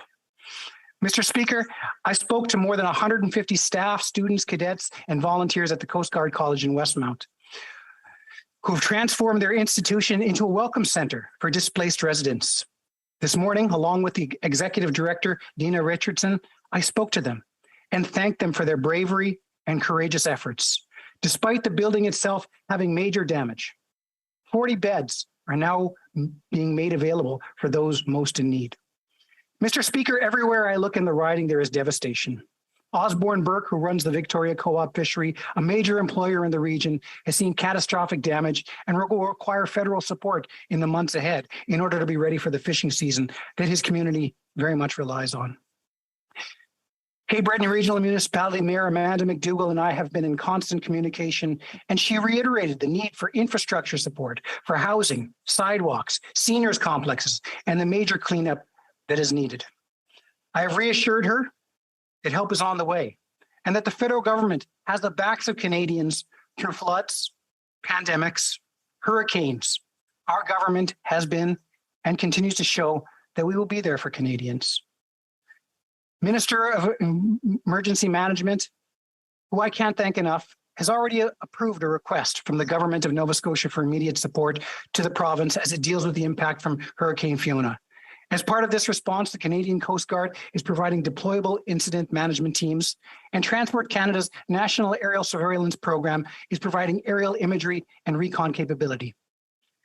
Mr. Speaker, last year we had a historic flood that washed away entire roads on the Cabot Trail. People said it was a once-in-a-lifetime storm. Less than a year later, we've witnessed worse.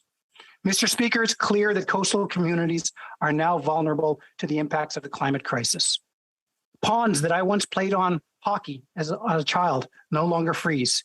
Yearly storms batter the Maritimes like we used to only see in places like Florida and New Orleans. And we are seeing the lowest barometric pressure we have recorded in Canadian history. The climate crisis is here. Weather events becoming more unpredictable and more prone to extreme conditions. We like to think the effects of climate change are a far-flung forecast, but we are feeling those effects now. And we're already seeing the cost of generations of inaction. I know Cape Bretoners are worried about their children's future. They ask themselves, what will storms be like for them? What can we do now to slow and reverse these weather events? We wonder what sacrifices do we need to make now to ensure a better quality of life for the next generation? Mr. Speaker, the time for the debate on climate crisis and our need to do more is over in the eyes of Cape Bretoners. We need help today, yes. But we also need to get past the populist bickering about putting more money in polluters' pockets at the cost of our children's futures. A Cree proverb teaches us that only when the last fish has been caught, the last river has been poisoned, when the last tree has been cut, only then we will realize that money cannot be eaten. Indigenous knowledge teaches us to plan for the next 7 generations. Responsible governments know that this is not easy, but we must take those important strides.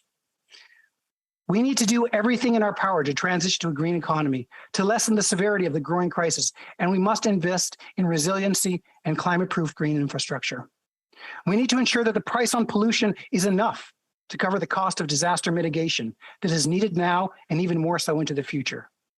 If there are those among us who refuse to listen to the scientists, perhaps they may listen to the Supreme Court of Canada, when in March 2021, Chief Justice Richard Wagner ruled that climate change is real. It is caused by greenhouse gas emissions resulting from human activity, and it possesses a grave threat to humanity's future. Today, we are fortunate in Cape Breton to only be talking about damage and not deaths. And I want to send my condolences for those regions who have experienced deaths. But I'm convinced we can do more, and we can go faster. Now more than ever, it is upon us as parliamentarians to become the environmental leaders on the world stage. Given the gravity of the situation, let our hearts and mind and consideration of our children and grandchildren lead to our decision-making. Mr. Speaker, I give these thoughts with the humble hopes that we don't succumb to selfish short-term thinking at the cost of our future generations. As hard as it is, together, let's think about the next 7 generations of Canadians. Thank you. Walalio. Questions and comments? Comments and questions. The honourable member for Cumberland Colchester. Well, thank you, Mr. Speaker, and I thank the member for his question. You know, on this side of the House, one of the biggest concerns we have is not falling into the trap that the great Ronald Reagan once said, you know, I'm from the government and I'm here to help. How is that side of the House going to ensure Atlantic Canadians that this help that they've promised is going to end up in the hands of Atlantic Canadians in a rapid and transparent manner, so that the process is simple and that we're not tied up in bureaucratic red tape for the next 4 years? The Honourable Parliamentary Secretary. I thank the member for his comments, and I think that what we need to do is move fast, but to blame this disaster on bureaucrats or gatekeepers or whatever terminology you want to use is really not seeing the actual problem that's in front of us. The actual problem in front of us is climate change. These disasters will happen. They're going to continue to happen. We see it up in the north. We see it on the west. We see it in the east. And to try to blame that on the bureaucracy, I think is ingenuine to the actual problem that we must face. And I would ask that member, if he believes climate change is real, like the Supreme Court of Canada has said, and is he and his party willing to act so that Nova Scotians don't have to deal with this in the future? Questions and comments? Question commentaire. The honourable member for South Okanagan West Kootenay. Well, thank you, Mr. Speaker, and I'd like to really thank the member for his speech tonight, for his on-the-ground reporting as to what's really going on Cape Breton Island. And, you know, he made the point that really the reason behind this and other disasters we've been facing is climate change. And I'm just wondering, given his role in this, what if he would just like to comment on the role that Indigenous people across Canada should and could be taking in leading the fight against climate change, the fight that we all have to be really engaged in here tonight. Honourable member for Sydney Victoria.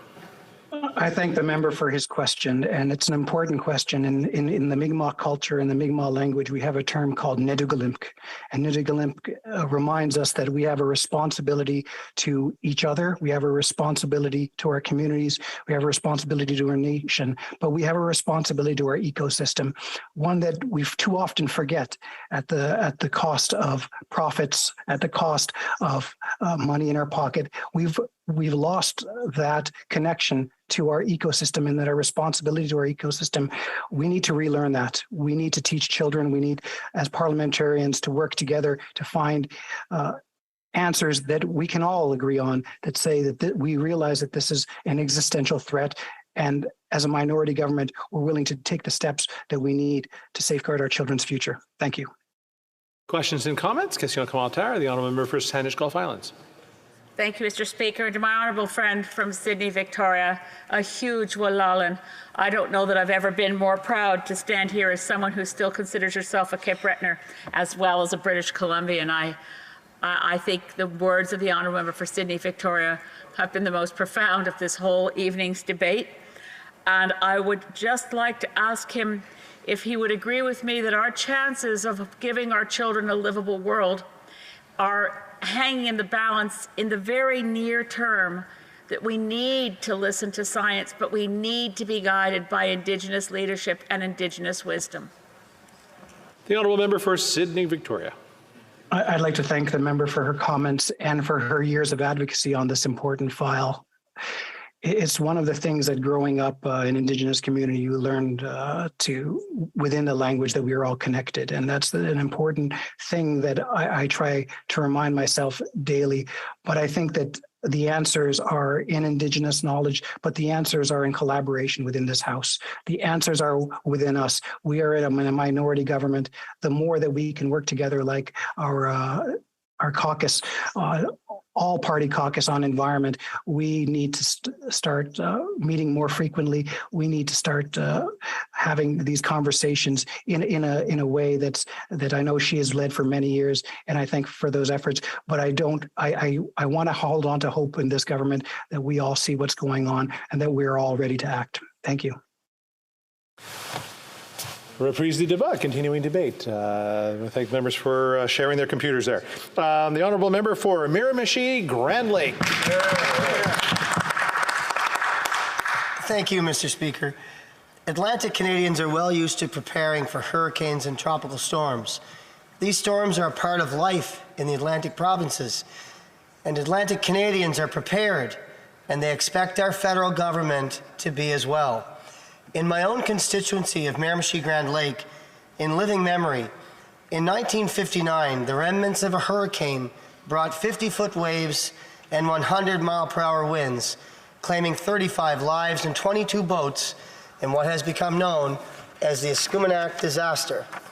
So tragic was this event, Mr. Speaker, that at the time, the late Queen Elizabeth II herself donated to the New Brunswick Fishermen's Disaster Fund. Stories of that storm and its tragic aftermath continue to be told today, 60 years after the incident. I had the privilege of speaking at the 60th anniversary.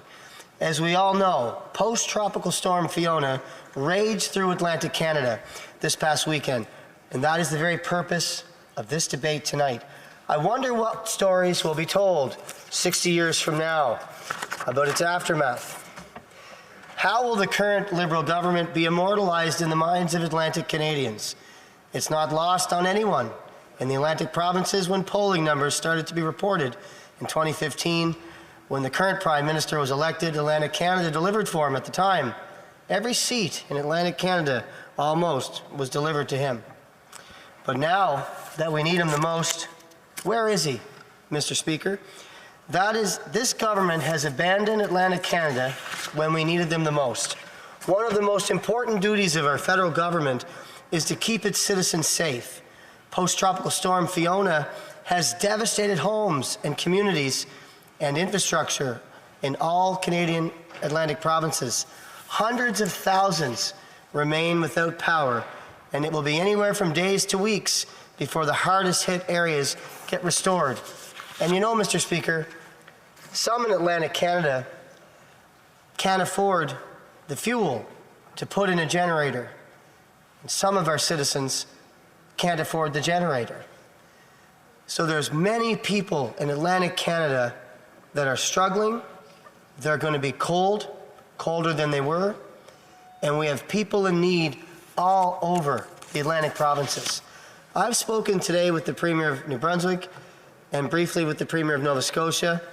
Premiers have conveyed to me, obviously in New Brunswick, we did not get hit as hard as some of the other Atlantic provinces, but still, there's wellness checks that aren't happening. Those are a concern in Nova Scotia. There's also roads that are impassable, and we have cell and mobility coverage in Atlantic Canada that is already terrible. We all know that. And now we've got entire communities going with one bar, sometimes not at all, not enough service, Mr. Speaker. And why is the failed ArriveCan app more important than the public safety of Canadians? One of the most basic responsibilities of the federal government is to keep them safe. But this past weekend, post-tropical storm Fiona raged through Atlantic Canada, devastating communities and damaging critical infrastructure. This storm did not come as a surprise, Mr. Speaker. Those in the storm's path had many days to prepare as best they could.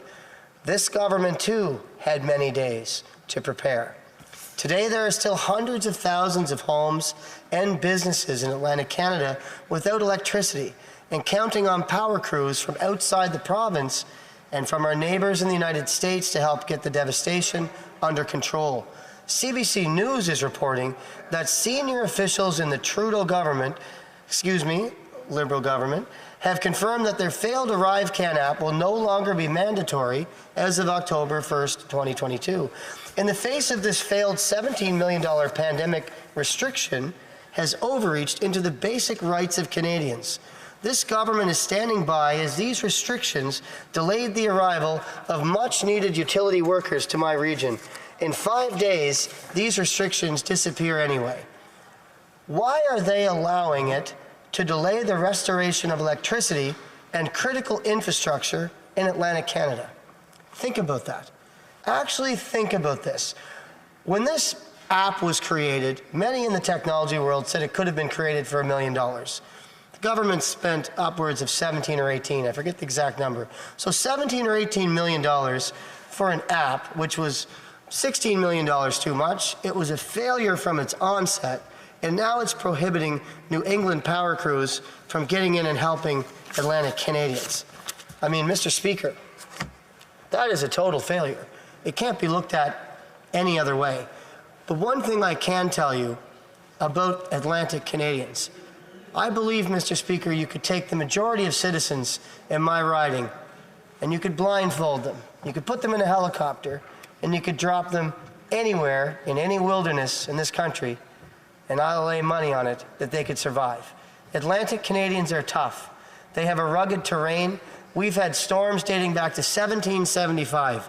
And you know, for 100 years before Confederation and a good 150 years after, we didn't blame these storms on something called climate change.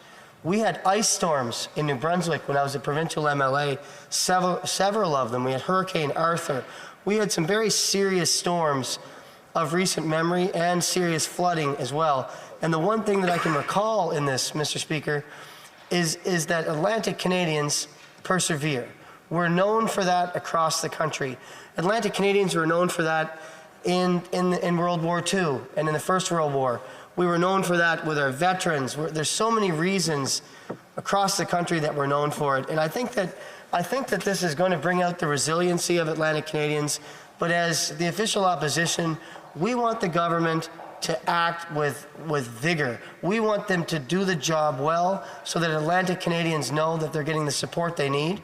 And on this side of the floor, we're going to be there to make sure that the government delivers for Atlantic Canadians. That's our job on this side of the floor, and we're very concerned with some of it. Obviously, we have great concerns. I've seen some of the footage from Newfoundland, devastating footage in places like Port aux Basques. I couldn't believe what I was seeing, Mr. Speaker, and I seen a lot of pictures and digital imaging from Nova Scotia and Prince Edward Island, and clearly there's a lot of damage. One of the things that's damaged in Miramichi Grand Lake, as I mentioned, is the Escuminac Wharf. Now, in my region of Bay St. Anne, Escuminac, the Hardwick region, the fishery is paramount. It's paramount throughout my riding and region and province. And the lobster fishery, as you know, Mr. Speaker, is very much, they're going to lose a minimum of 1 week because they've already lost 3 days. They're going to spend the next 2 or 3 days locating their gear, which is scattered across the bay areas and coastal areas. Some of that gear will not be retained. There's also going to be an aspect where they're going to have to reset all of the traps. So lobster fishermen are actually going to lose at least 1 week, Mr. Speaker. So we're also calling on the government to extend the lobster fishery by at least a week. But maybe it'll need to be longer. But we're looking for an extension. We're looking for an extension on the lobster season, because that is a critical season in our province. And I want to make sure that small craft harbors are very much on the radar of the government, because there's never quite enough money spent on that. And right now there's a direct need. I also wanted to mention, Mr. Speaker, that I'll be splitting my time with the great member from Tobic-Mactaquac. I forgot to mention that in my introduction. We're all a little bit rusty since the summer, you know, Mr. Speaker. But I think it's going to be great to hear his speech. And lastly, on this side of the floor, we're here to support Atlantic Canada. Our Atlantic Canadian colleagues, we're working together. We have great leadership from our leader. We're all working as a team in the best interest of Atlantic Canada. We're going to be there for them, and we're going to ensure that this government has the backs of Atlantic Canadians like they say they do, because we have it on this side of the floor. Thank you, Mr. Speaker.